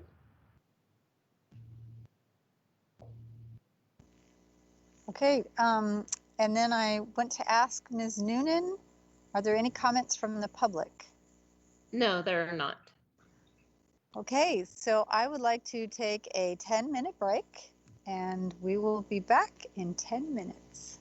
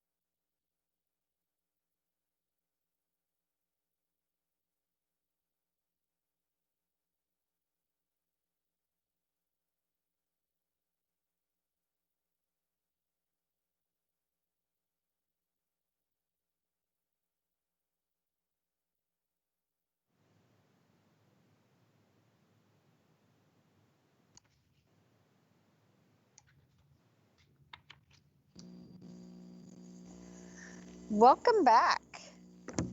And now we are going on to item B4, public hearing of review of draft of the learning continuity. Continuity. And continuity, yes. Continuity and attendance plan. And Mr. Godot. But first I'm going to close the regular meeting and I'm going to open the public hearing. And Mr. Godot, will you introduce, and you will be introducing our presenter. So I turn it over to you. Thank you, Board President Marks. Yes, again, thank you, Board. It's my pleasure this evening to introduce Dr. Lucelena Perez. She will be presenting this evening's public hearing and review of draft of the learning continuity and attendance plan. I just want to start by thanking Dr. Perez for her work. I think you'll note from her report this evening that she has done a fabulous job of collecting and gathering input from a variety of stakeholders, including, and most importantly, in many respects, our students. Just wanted to start that out. And with that, I will turn it over to Dr. Perez so that she can provide the public hearing and review.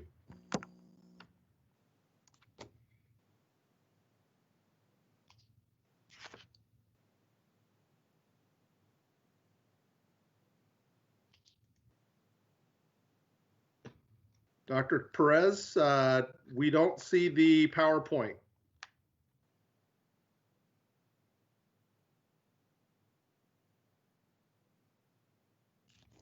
She froze, so she might have lost internet connection.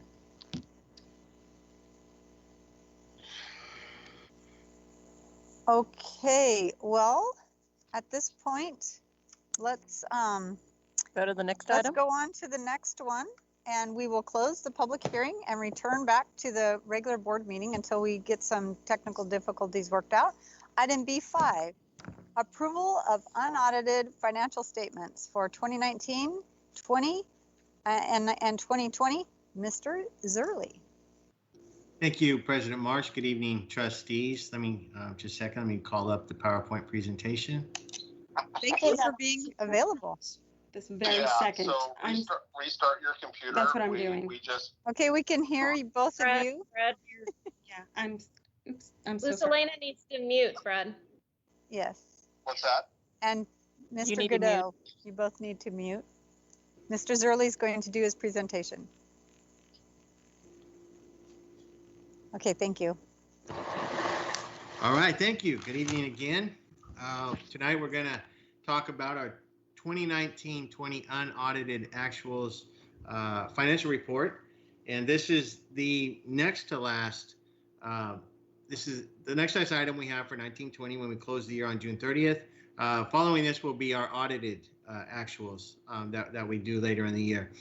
So tonight we're going to talk about our estimated actuals versus unaudited actuals and the variance between the two, and then budget changes since last month when we brought you budget changes to the current year budget 2020-21 since we brought you the 45-day revision last month.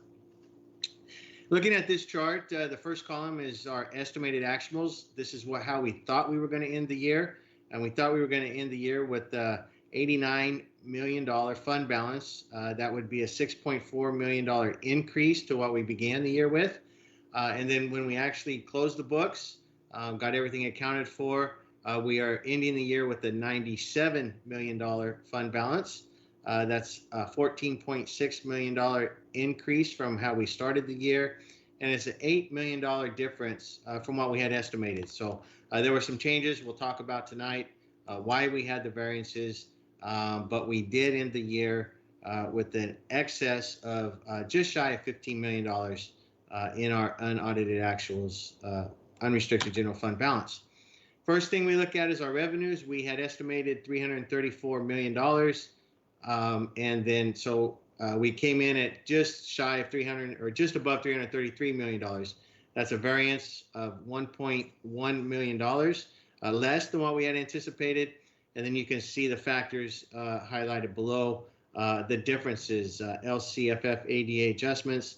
The difference here is when we originally did our estimated actuals, we didn't have our final P2 number certified from the state of California. At this point in time, we have those.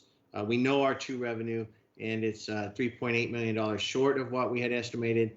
And then the others are additions for lottery, interest income, miscellaneous revenue, and such to make up a $1 million difference and a 0.36% variance between what we had budgeted versus what we received.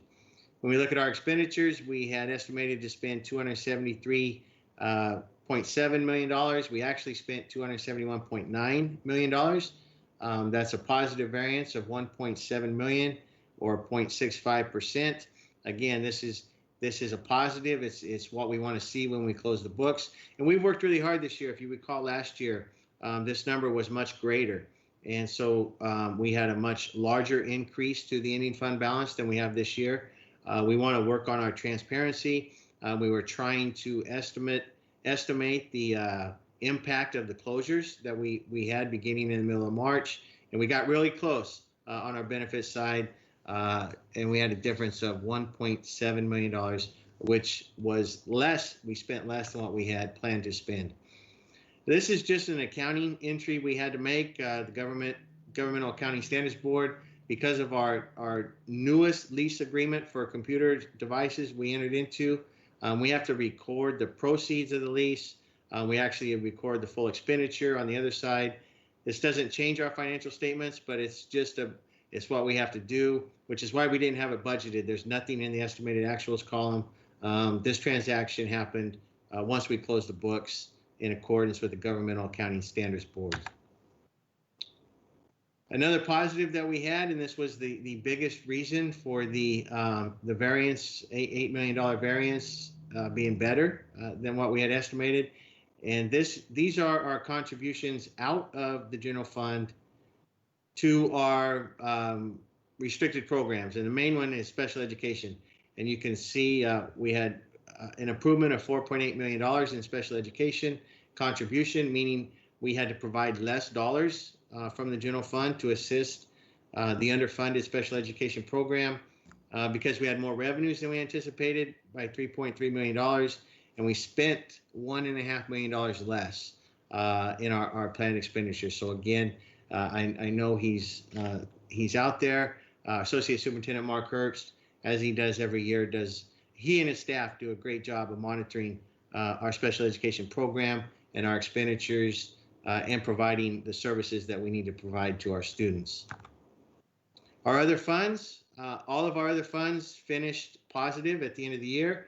If you look at the beginning balance and then the net change, some had in red, they had deficit spending. These were planned or part of the fund expenditures. And our other funds total $94 million. So just shy of $100 million in all of our other funds outside of our general fund. So since we adopted the budget, we made these changes to our projected budget for 2020-21. The first is a reduction of local control funding formula of $3.4 million. We had anticipated some growth in our high school population. And because of the way we're funded, we're going to get funded based on last year's numbers. We're hold harmless, so we will not see that. So we're revising down our assumptions for revenue. And then we have some expenditure increases for the following areas.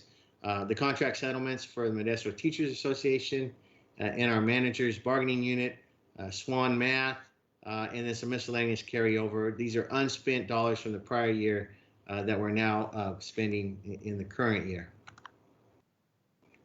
Staff recommends approval of the 2019-20 unaudited actuals financial report, not only for the general fund, but for all funds as noted in the report. And with that, I'll take any questions. Any questions from board members? Trustee Newman. All right. Even though I said I wasn't going to ask any questions, the fund balance, I know, I'm eating more words. Okay, the fund balance is high. That's a big number. It's almost $1 million. I mean, $100 million at the end. The general fund balance at the end. While it's good to have money left over, that's a lot.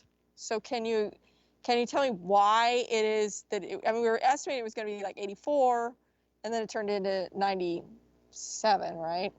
Can you tell me why it went up so high? Yeah, the estimate was 89 and it turned into 97, which was an increase of $8 million. And again, as the, and that's just between estimated actuals to unaudited actuals. And we tried to explain that in a presentation with about $5 million of that $8 million coming from less contribution to our special education program than what we had anticipated. But the reason it grew in the first place is we have not been in school operations since the middle of March.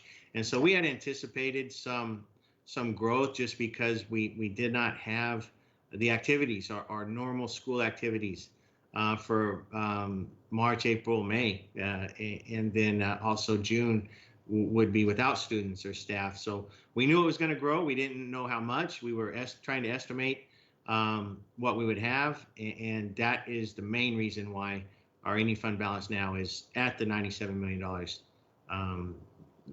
that we are reporting at this point. Another thing that adds to that is negotiations. So we haven't realized that last year's negotiations in that number either, right?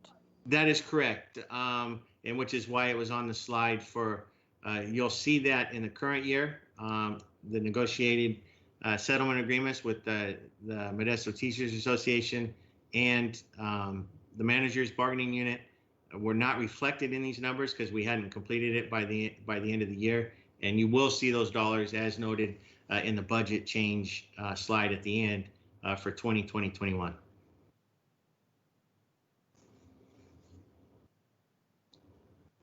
All right, thank you. And now we'll move on to Trustee Brown. Yes, my question has to do with special ed. I see that there were two advantages that we gained. Looked like we had increased funding from the state and also some saving in expenditures. Were those expenditure savings due to the shortened school year? And is that something we can expect going forward? That is correct. It was due to the shortened school year.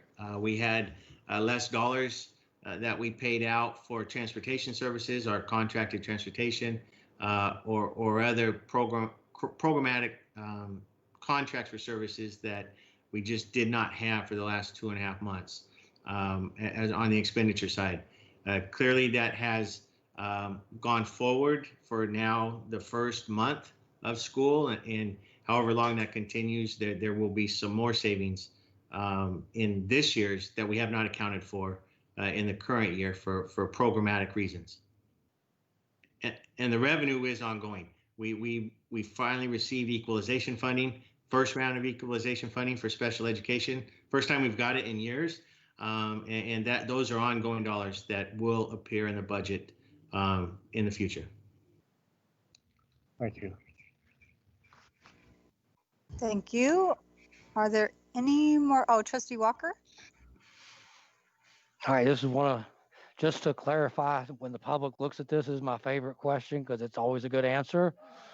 When you look at that negative spend down on the cafeteria fund, that's because we have to spend it down.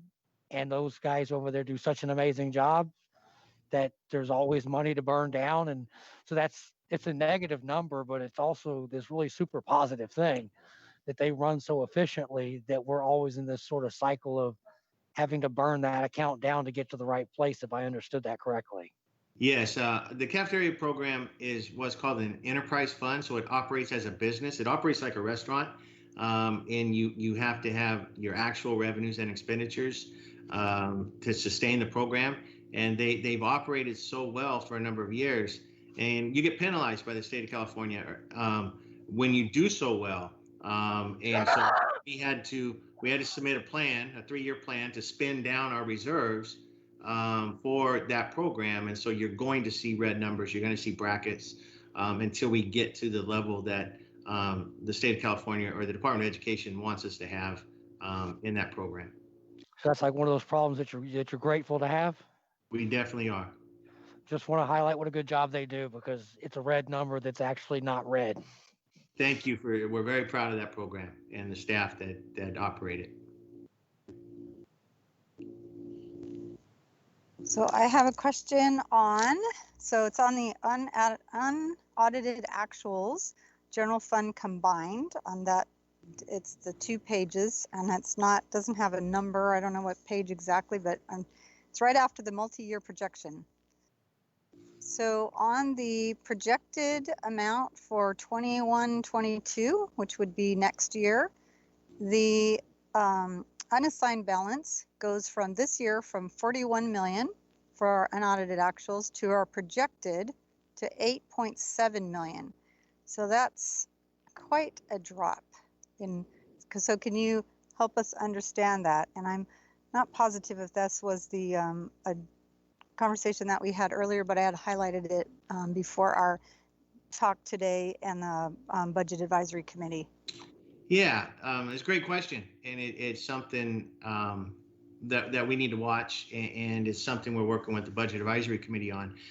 So we're going into a period. Well, we closed 1920 in such a great situation, and really it's because one, we did focus this year on our deficit spending. There was a focus on it. We had a plan, and it was vastly improved because we didn't have school for the last 2.5 months of the year. And so what you're seeing as you go across that multi-year projection is that ending fund balance is being eaten into because we're entering a period where, while it's nice to say we're receiving flat funding, in a time like this, flat funding does not keep up with the cost escalations in our budget that we have built in, whether it's for salaries, step and column increases for our employees, the benefit increases, those are not going away. The pension, STRS and PERS costs are going up and going up drastically in the year 22-23. And so those are the main reasons our cost escalation is going up at a time when our revenue is flat funded. We're not receiving, or we're not anticipating to receive any funding increases.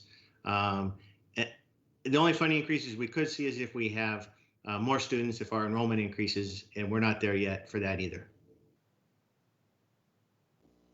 Okay, thank you. Yes, because it is such a drastic drop, and I know it's not attributed to the negotiations that we just settled. But I do, because it's such a large number, it's helpful to understand where that's coming from, and that merging of flat and then all the expenses going up. But we do have to watch it because it's about $30 million drop. So thank you so much for that information, Mr. Zerly. You're welcome. I do not see any other questions from board members, and I wanted to see, do we have any comments from the public on this, Ms. Noonan? No, we do not. Okay, now we will go back and attempt to do item B4. We do need approval. Oh, wait, we have to vote. I just realized that. We have to vote, sorry. Didn't mean to shout, but yes, I just realized because we hadn't had anything to vote on tonight other than the, all right. Trustee Newman makes a motion. Do I have a second from a trustee? Trustee Brown makes a second. All those in favor to approve of the unaudited financial statements, say aye and raise your hand. Aye. Aye. Any opposed? I see our student also has voted, so thank you. He voted yes as well, so thank you. And now we'll go back to item B4, and hopefully all the technical difficulties have been worked out. Yes, Board President Marks, if you could open the public hearing again for us. Yes, thank you very much. I will close the board meeting and open the public hearing. So, and without further ado, I would like to turn it over to Dr. Perez. Yes, well, good evening. Thank you for your patience with the technical difficulties. Good evening, Board President Marks, Trustees, Superintendent Dr. Noguchi. My name is Dr. Luz Helena Perez. I'm the Director of State and Federal Programs, and I'm going to be presenting to you our Learning Continuity Plan for public input and review. So this plan presentation will consist of an overview, a plan summary, and we'll also describe the various ways that we have been gathering stakeholder input and then open it up for public input. And so this is the goal alignment of this plan with our strategic goals and plans in our district. So the learning continuity and attendance plan is truly a response to the impacts of COVID-19. In this school year for 2020-2021, school districts in California do not have an LCAP. And instead, we were directed by the governor to put together a learning continuity and attendance plan. We will refer to it as the LCP, as to not be confused with the LCAP. So in this plan, we describe the different things that we've had to do to address the impacts of COVID-19 on our pupils, staff, and the community. The plan also describes the specific actions and expenditures that we anticipate in taking. So this plan describes how federal and state funding is included, and this is the federal and state funding from our original revised budgets. So you will see that throughout the plan that the funding sources that we included in here are some of the CARES Act money as it directly relates to different actions and services, our supplemental concentration funds, as well as some of our federal funds, and only as they related directly to the plan. So this plan had several different components to it. The plan begins with how we would come back to in-person instructional offerings. So as you heard about the waiver that could be included later if we needed to, as well as adding the information about the hubs. So we can add that later as we begin to flesh those out more. The plan details the distance learning program, which you have all been brought up to speed in different board meetings. So the plan details all of the things that we've been doing for our current distance learning program. Pupil learning loss is an incredible component of this plan. And so that has 3 parts: how we would measure learning loss, how we would address learning loss, and how we would measure what we're doing to address learning loss. The plan also has a section for description of how we're addressing the mental and social and emotional well-being of our pupils and staff. Professional development is described in this plan directly as it relates to distance learning. Pupil engagement and outreach is a section in the plan, and this is very specific to what we are doing for attendance and engagement. The plan includes as well a description of how we are ensuring that students receive their meals through nutrition services, and also includes how we have ensured that students have access to devices and Wi-Fi, and that's encompassed in the distance learning descriptor of the plan. So we have received a lot of stakeholder feedback, including feedback from our DLAC. We reconvened our LCAP advisory committee for a meeting, and they provided feedback. I was fortunate to be able to drop in on 5 different schools and classrooms during the first week of school to gain input from our students, ranging in a variety of grades and settings. And we did this through a platform called Padlet. It was very engaging. We've also had meetings in consultation with labor partners directly related to this draft plan, but also as the plan has been developed, all the different components, labor partners have been brought into those conversations and discussions. Dr. Noguchi has held community forums, and so that feedback is also part of the feedback that we consider for the LCP. And through our communications team, a lot of information has been done through social media. One of the things that our plan has as well is all the wonderful work done by the Student Parent Community Support Services staff to support parent needs and understanding the impacts of COVID-19 and schooling. So this plan was developed with the collaboration of many directors in our district and cabinet members, and has been translated into Spanish by our district staff. Throughout the plan, we address how we are supporting our foster youth, English learners, special education students, and when addressing the MVA was necessary to describe some specific aspects of the Modesto Virtual Academy, that's in the plan as well. The plan does outline as well all the changes that may have occurred to staffing roles and responsibilities. So where can the public locate this plan? The entire draft of the plan can be located on our website. And as I mentioned, in English and in Spanish. And we have a link there where community members, parents, and staff can provide additional feedback. And in fact, we have already received some feedback from that link. So with that, we welcome community feedback from the public on the learning continuity and attendance plan. Okay, thank you very much. Do I have any questions from the board? Trustee Brown. Yes, a copy of this plan was provided to the board, and I appreciated all the information that's there. I've read the entire plan and was very impressed. So my question has to do with how this is evaluated beyond the district setting. Is there scrutinization or evaluation that comes by some other entity? So yes, the plan is submitted to the county for their feedback that they might have for us.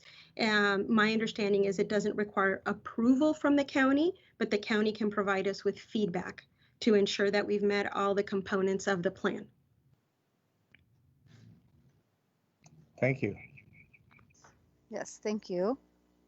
I do not see any other questions. I did want to make a comment just that I appreciated the student feedback in the report, that they want to return to in-person instruction, and just that they said that safety recommendations for reopening were also expressed, including the availability of hand sanitizers and the requirement that all students and staff wear masks.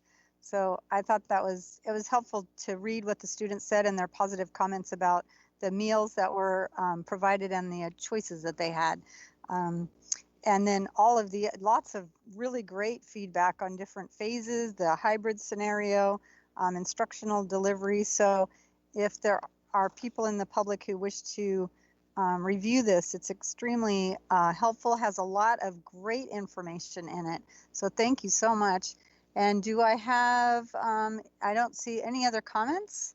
I don't know if our student would like to comment, but because it does. Oh, Trustee Walker. I see your hand now. Yes. If we're going to do comments, I love the feeding plan. My daughter goes out. That's one of the breaks we take is to go out each day and drive by and go get food. We go by buyer. There's currently a search to figure out where Modesto City Schools gets their apples at, because apparently they're better than any apple you can get at the store. My student feedback, and again, it's no reflection on distance learning, everything's working. It's not a technical glitch, but that student input wants back in classroom, not just because they want back, but it's frustrating. It's frustrating. It really is. And it's just struggle. And I think that getting back in the classrooms is going to be difficult, but make no mistake that if you're a student that really needs to sort of interact with someone, it's not easy to do on the distance learning bit. And the current plan is just get to May, but it's frustrating, and it's not due to anybody's fault. It's just the student doesn't do well in that environment. And I'm certain we're not alone, but yeah, I want classes back. And so it'll happen when it happens. Yes, thank you. Yeah, there were some good comments. I don't recall if it was in this one or another one that we had, but about the students and their desire to get back in school. Besides that comment, but it was good to be interacting with one another in some kind of groups. So thank you. And now I will ask Ms. Noonan, are there any comments from the public? No, that we did not receive any on this item. Okay, thank you. And so now I will close the public hearing and reopen the regular meeting. Thank you very much for that. And it did not have a requirement for a vote on that item. So now we will move on to our report on use. It's item B6, report on use of CARES funding. Mr. Zerley. Good evening again. Okay, you should be able to see the PowerPoint presentation. for CARES Act funding. Oh, wait, sorry. Go.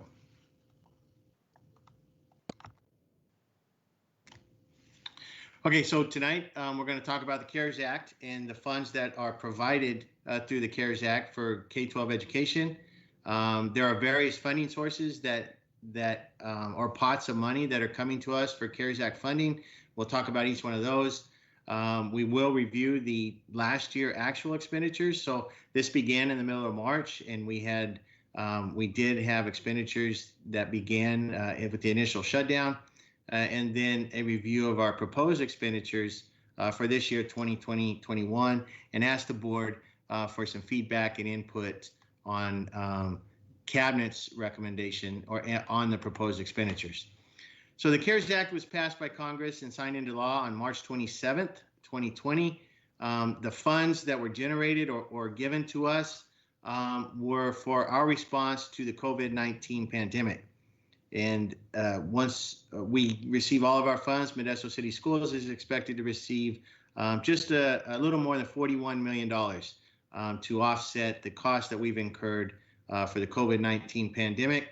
The funds are coming to us and allocated in 5 separate funding sources. The Learning Loss Mitigation Funds have 3 funding sources: Coronavirus Relief Fund, or CRF, Proposition 98, and then the Governor's Emergency Education Relief, or GEAR funds. We're also receiving funds allocated to us through the Elementary and Secondary School Emergency Relief Program, or ESSER. And then lastly, Senate Bill 117 funds, and we'll talk about each one of these moving forward. The Learning Loss Mitigation Funds, again, are allocated in what is called Coronavirus Relief Funds. Right now, our anticipated entitlement is $30.6 million. And these are the dollars we talk about that have a December 30th expenditure deadline. So we have to spend a little more than $30 million by this December 30th. There is proposed legislation to extend the Proposition 98 portion, and for us, that's estimated to be about $2.7 million to June 30th of 21, but there has been no movement on that legislation. So right now, we're moving forward with the intention that we have to spend $30 million by December 30th. There's also the GEAR funds, or the Governor's Emergency Education Relief Funds, much smaller pot of money, just shy of $2 million, $1.972 million. And we have a September 30th of 22 deadline. Initially, when these funds came out, it was September 30th of 21, but there has been a 1-year extension granted to California to spend these dollars. The ESSER funds, or Elementary and Secondary School Emergency Relief Funds, just a little over $8 million is what we anticipate to receive. And again, these funds have a September 30th of 22 expenditure deadline. And these funds can be used on any activity authorized by the Every Student Succeeds Act and the other acts that you see listed on this slide. There's various activities that we can spend these dollars on in response to the coronavirus. But it has to be any expenditure incurred on or after March 13th of 2020. That was the date that the president declared a national emergency due to COVID-19. Lastly, we have Senate Bill 117 funds. These are state of California. These funds were initiated early on back in the spring to provide relief to school districts. For us, it's just shy of $500,000, $492,000. These are the most unrestricted dollars we have. There is no deadline for expenditures of these dollars. They were provided to us to maintain nutrition services, clean and disinfect our facilities, provide personal protective equipment, and other materials necessary that would provide students with distance learning opportunities. Because these are our most unrestricted dollars, we want to utilize these last. There's no expenditure deadline, so we want to keep these. We want to spend the $30 million that expire in December 1st, and then the other pots of money that expire later on. The plan is to keep these because there's no deadline to expend these funds. So what did we spend the dollars on initially back in March? So for a period of March to June, we spent $4.7 million and these were the biggest items that we had coming out of the expenditures for last year. We had virtual graduation ceremony, so we had to prepare for that, purchase items for that. We did the John Muir Child Care Center, so we provided child care for first responders. Nutrition services, we provided meals to our students and their families on holidays last year. If you recall, we did it on Martin Luther King Day and Memorial Day. Student packets for distance learning, wireless network hotspots, computer devices. We had to, in order to provide distance learning for the end of last year, we had to purchase more student computer devices, sanitizing, social distancing supplies, and communication devices. If you recall, we had to go in shelter in place. And so we had to make sure we had a phone tree in place for people that could answer phones from home to provide assistance to our families, students and their families that were calling in during the shelter in place order. For this year, we've talked about possibly how can we spend another $24 million to get to the $30 million. And these are areas that we're considering. Some are in place, some are kind of on hold to see if there's other items that come up between now and December 30th. But Modesto Virtual Academy, that's a big one. We're providing the resources from the CARES funds for our Modesto Virtual Academy, other distance learning supports, district wireless internet access. We heard earlier how we are providing our families without internet with hotspots. This could be a wireless internet system throughout our district boundaries. And so that's something we're pursuing. Student computer device lease payments. So we have device lease payments already in place. Can we use these funds to make those lease payments for our existing devices and free up the general fund from making those payments? Also on the consent agenda tonight, you approved a $7 million purchase of student computer devices. So we will be purchasing now. We will have a new supply, refresh supply of computer devices on hand. We will not have to lease those. Again, the general fund will not have to pay for that because we'll be using the CARES funds for that.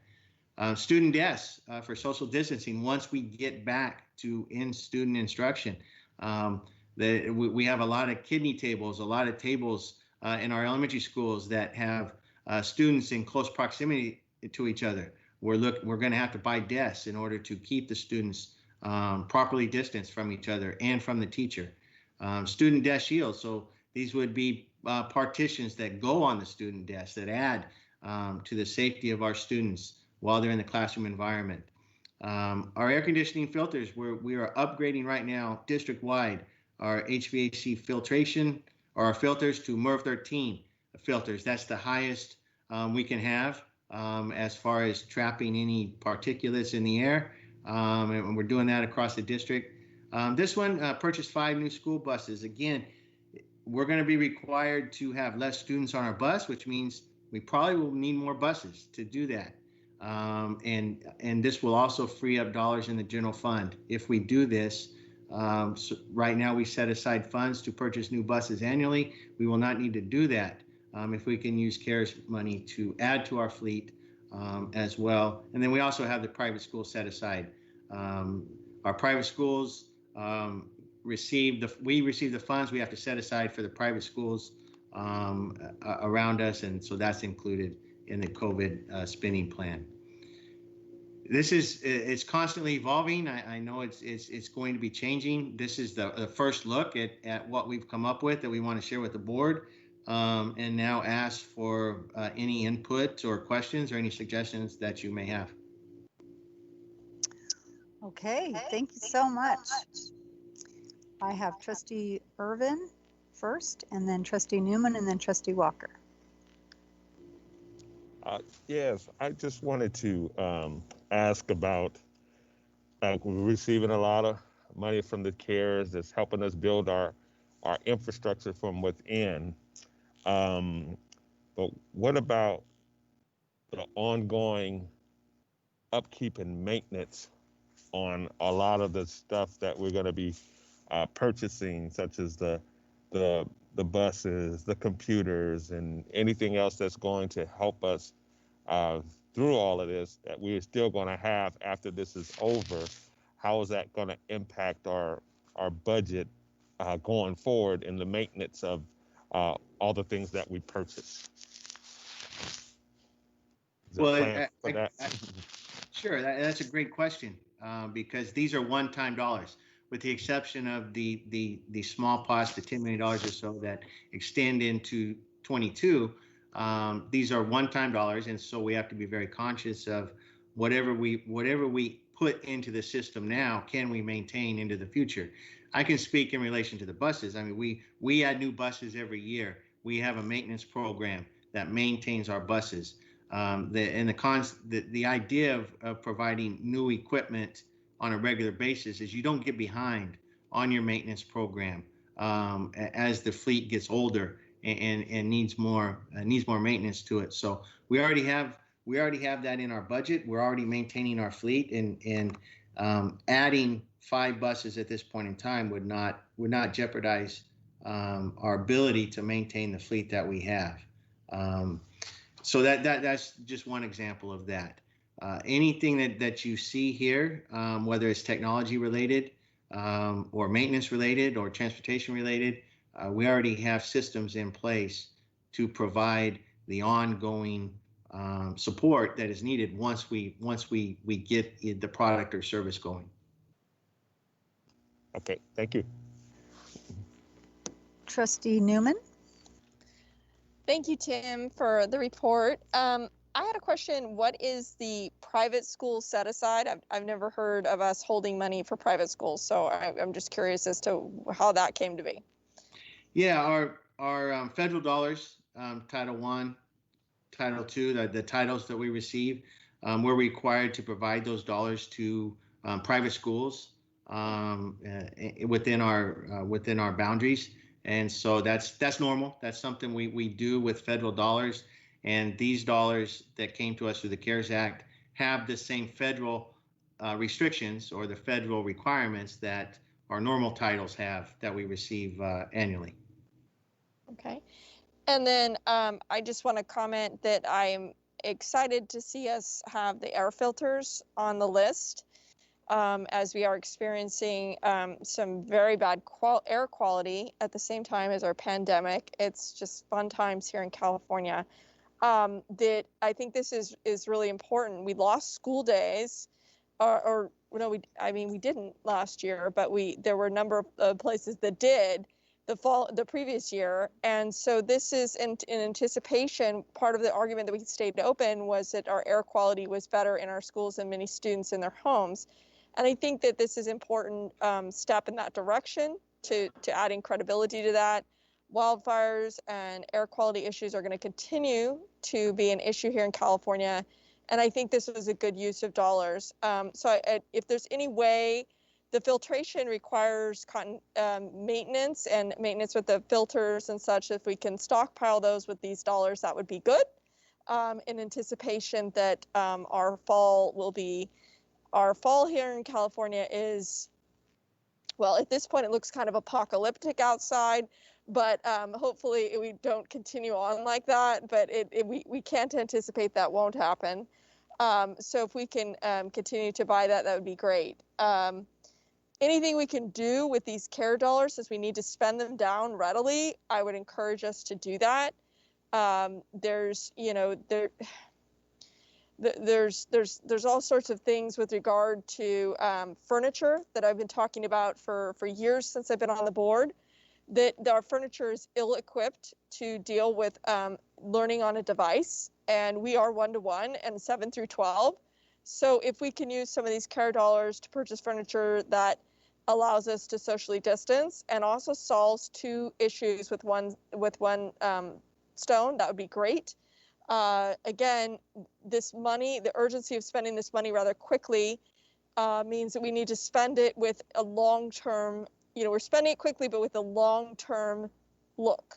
So I think furniture is, particularly in our 7 through 12, even though we don't anticipate opening now, right at this moment, we do know that when we do return, they're going to return with a device, and they're sitting on this strange kidney bean type desk that is ill-equipped to handle a device. And so it leads to more breakage. It also leads to less of a conducive learning environment. So let's think about how we can spend this money in the short term for long-term goals. Thank you. Thank you. Those were Trustee Walker. Okay, I had to unmute. I guess Trustee Irvin picked up part of my bit, and so did Trustee Newman. The question I had on the buses was similar to his, but are we able to phase out 4 or 5 old buses by getting the new buses, which would actually reduce maintenance cost, if that makes sense as a question? Yeah, we already have a very aggressive replacement program. Like I said, we fund it annually through action taken by the board. We do fund a replacement program, so we're removing, as we add to the fleet, we are removing those that have gone past their age cycle, and for those very reasons. So we're not spending a lot of our resources maintaining them and upkeeping them. And yes, we already do that very aggressively. And again, that's why I thought this was a good list, because it shows where we really are doing well with spending, because you got to buy buses. The new buses, as we learned last year when we did the tour, are equipped with different features that the old buses weren't equipped with, which helps keep students safe, keeps them informed, connected.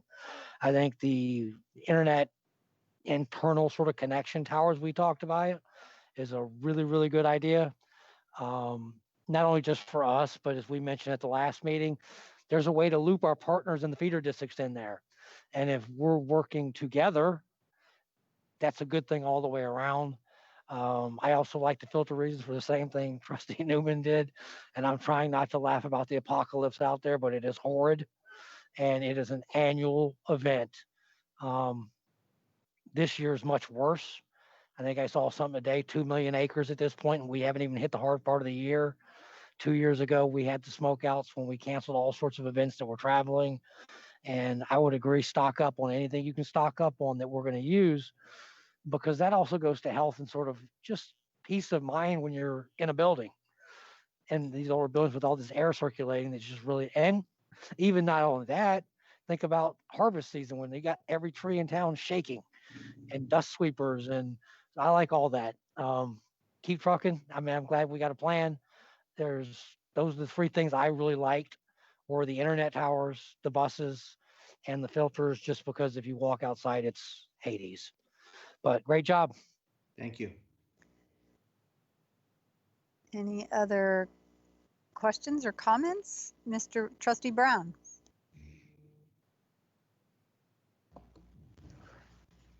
So it's nice to see some silver lining to this pandemic and opportunities for some creative thinking. And I congratulate staff for their forward thinking and the ability to use funds wisely. Thank you. So, and then I just have one comment. I really appreciate all the thought that went into this, and just being able to see the 5 million that we've already spent in the spring on the needs that we had in our district. And then now, what can we look to for the future?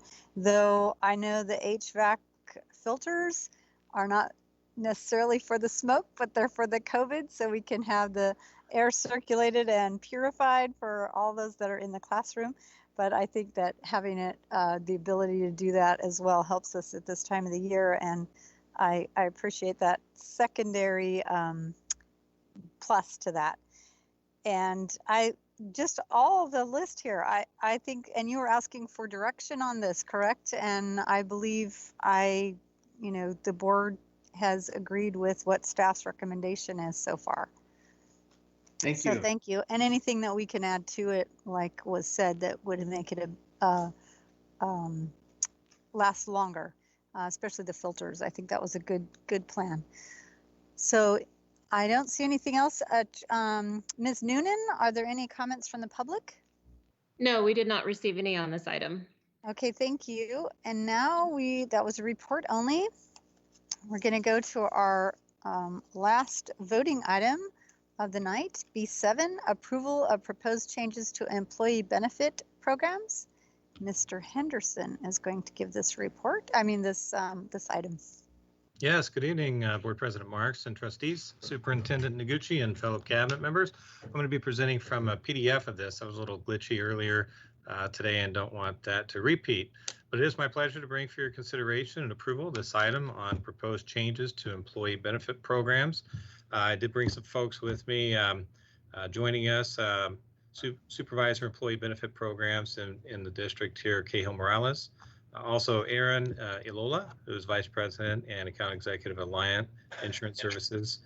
They were the broker that was selected by the Health Benefits Committee to help us out. And also Jessica Fryer, she's a Senior Health and Welfare Plan Consultant with American Fidelity, which is part of the package tonight. And really, I want to appreciate them because there's a lot of background homework and research that's gone into this, all culminating into the presentation here. The purpose of the presentation to give an overview of the Health Benefits Committee work and broker recommendations, outline the changes to employee benefit programs that have been incorporated into negotiated agreements, but also through some marketing of our ancillary plans that was done by Alliant, and ultimately approval for agreements to enact the changes that will be discussed. And then we'll talk about our next steps for the process. This aligns to the district goals. You'll see a technology portion to improve and streamline the operations, but also goal 4, 5, and 5.1, really improving the structure of benefit programs within the district contributes to fiscal and operational efficiencies, and the increase in the district's commitment to and improving the structure and cost of those programs and benefits specifically creates a culture of valuing our employees. And that in turn allows us to recruit and retain our high quality staff. With regard to the work, kind of a little historical, our Health Benefits Committee, as the board knows, was created last year as part of negotiated agreements. And they took a deep dive, did a comprehensive review of the district's health and welfare benefit programs, our participation, our costs. We selected Alliant Insurance Services in order to help us through the process of doing this study. And they came up with a couple of primary conclusions as they looked at our demographics and benchmarking results. First, the percentage of waivers or cash in lieu, otherwise known as the ability of employees to opt out of taking our district medical, is high. The standard is less than 20%, and our district actual is 45%. A second key conclusion was that our retiree enrollment is high. And the standard, less than 20%, our actual is about 43% of our eligible employees who take benefits are retirees. And third, the percentage of Kaiser enrollment, employees enrolled in Kaiser programs, we're actually within that criteria. So that is less than 50%, and our actual is 41. So these are 3 criteria used by underwriters when determining whether to quote competitive rates for school districts. And when we are not within the criteria, they represent hurdles for the district to be in a good position to go to market and try and get more cost-effective medical plans and elicit proposals to do that. So our structure, our contract language has allowed employees to opt out and actually paid a monetary amount if they demonstrated they had other health insurance plans, and those structural changes needed to be addressed if we are to get in a position to get quotes for better rates for medical plans. So those were some of the conclusions of that work.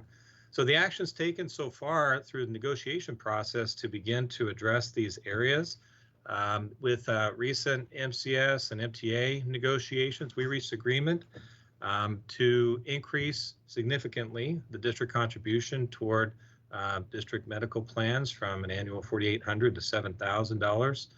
That's a substantial commitment. There were changes in the cash in lieu and proof of group health insurance process, and the district agreed to a provision to fund a district-provided life insurance benefit for our certificated employees.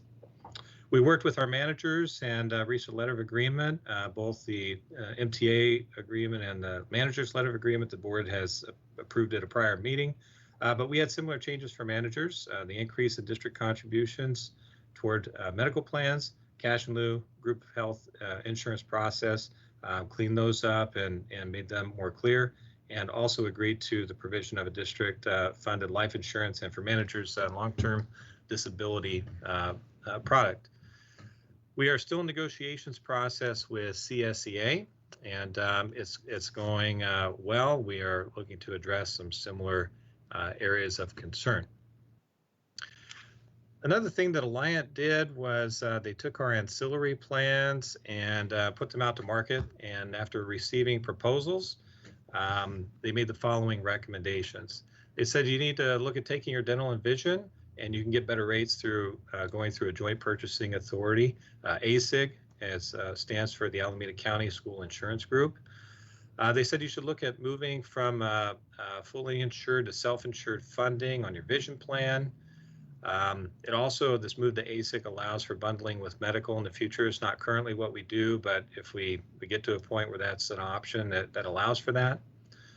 Another big recommendation was to consolidate basic term life, accidental death and dismemberment, and supplemental life plans under one carrier. We have a lot of different carriers that it also goes with the next item. A lot of different vendors and carriers for different products in our district. And the more consolidation helps to get better rates, but also streamline some service for our employees. Alongside this, we've been working to make some improvement within our insurance department to restructure to support this work and be able to support the changes in insurance benefits as we go forward. We've actually, since we wrote this slide, completed the process with CSEA. Essentially what we did was restructured and changed some job descriptions to address and switch up the workflow, basically with a focus on all that work to provide education support and service for district employees. We looked at, and as part of the package, we're asking to approve tonight the purchase of an Affordable Care Act ACA tracking product, which also will, through American Fidelity, provide support for the annual filing of 1095-C that we have to do with the IRS. That's going to really be able to allow us to free up staff time to redistribute those resources and be responsive to employees' needs. So the specific approval action that we're requesting from the board is in the next couple of slides. It's really related to the agreements that will allow us to take this work forward and move forward with the changes. So there are two related to ASIC, and that's the dental and the vision participation agreements. And the impact of those is it moves our dental to ASIC, realizing the better rates and service through the joint purchasing authority, and vision from a fully funded to a self-funded program. With that approval, we'll establish the $80,000, which will establish the enterprise account for the payment of vision claims. So that's one shift. Secondly, there's attached, all these are attached to the board item. Voya is what we went out to quote and got the best proposal back for employee benefits insurance proposal. And we've also just included their letter of intent. But the impact of this one is, this is what allows us to proceed with the basic life and AD&D, as mentioned earlier, for certificated, and that's already per the negotiated agreement. The basic life and long-term disability that I mentioned earlier for management, as has been agreed to in the letter of agreement. It also includes an employee assistance programs. Now we do have that through a separate contract through Sutter. We're going to revisit that. The important point to us right now, even if we have a little bit of overlap in service in EAP, we want to make sure that there was no gap and that all employees were able to access those services. And with supplementary life and AD&D voluntary, if people want to do buy-up or have additional life, this consolidates it to one provider, eliminating some of the others that we've used. And as mentioned before, we've been too dispersed in different vendors. Last, we have American Fidelity, both the business associate and state associate and statement of work services agreement, and the quote is for that tracking software for the ACA and 1095-C filing for the IRS. It's just under $30,000 is listed there, and that's going to help us with that restructuring of the benefits department and the workflow within that department. This slide just presents a summary of all of those agreements and what the changes are. And in terms of next steps, we are in the process of negotiating with CSEA, as I mentioned. Health and welfare is an article that's open with them, and we're working on some of the tough matters, as we've talked about here, structural changes and how we're going to address those things. We've had one session, and we meet again on the 15th. And our open enrollment period window is coming up for fall for the 2021 benefit year. And that starts on September 21st and will finish on October 16th. It's going to be our first indication of these increases in district contribution and the commitment toward benefit side of total compensation, and whether or not that's going to elicit more employees to take district benefit programs and start to move in the direction where we'll be structurally in a better place eventually to go out to market on our medical plans.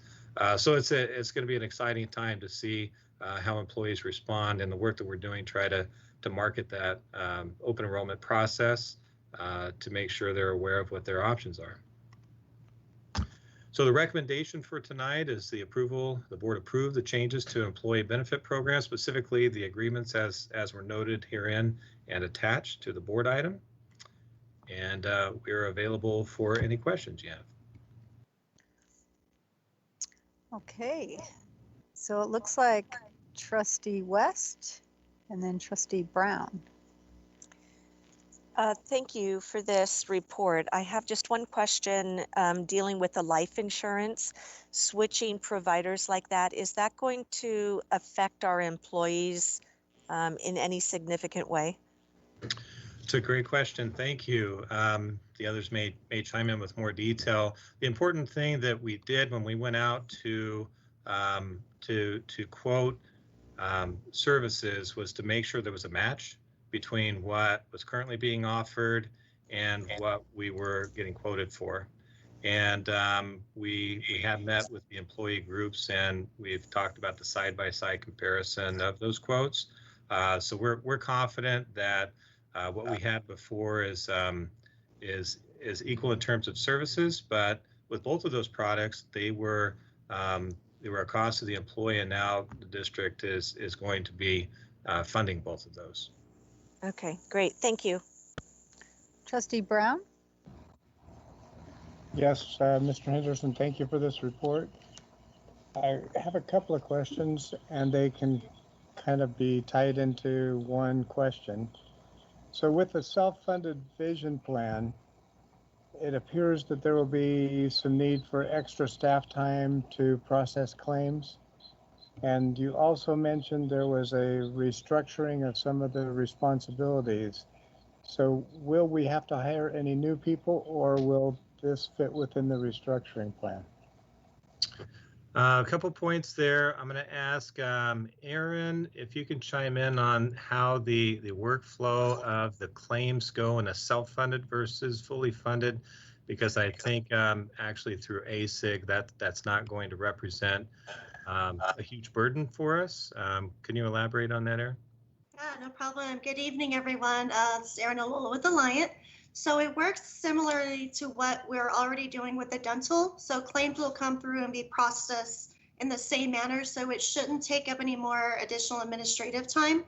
And it, again, as Mike had mentioned, it will provide discounted product or discounted rates due to the fixed costs being reduced. So to answer your question, no, it should not produce any more work on the end for the end of the HR for district use. And in relation to the overall staffing of the department, Cahill Morales, since she has arrived in the district just over a year ago in May of 19, has asked her to evaluate all of the department and how it operates and who's doing what responsibilities. And that's what part of that redistribution is. It's taking the job descriptions, looking at the workflow, are we being the most efficient we can, the most effective we can. There are adjustments that we can make to have certain individuals focus on certain types of work. Overall, in the big picture of that, there was one position we identified that was needed for the insurance, for the benefits department restructuring.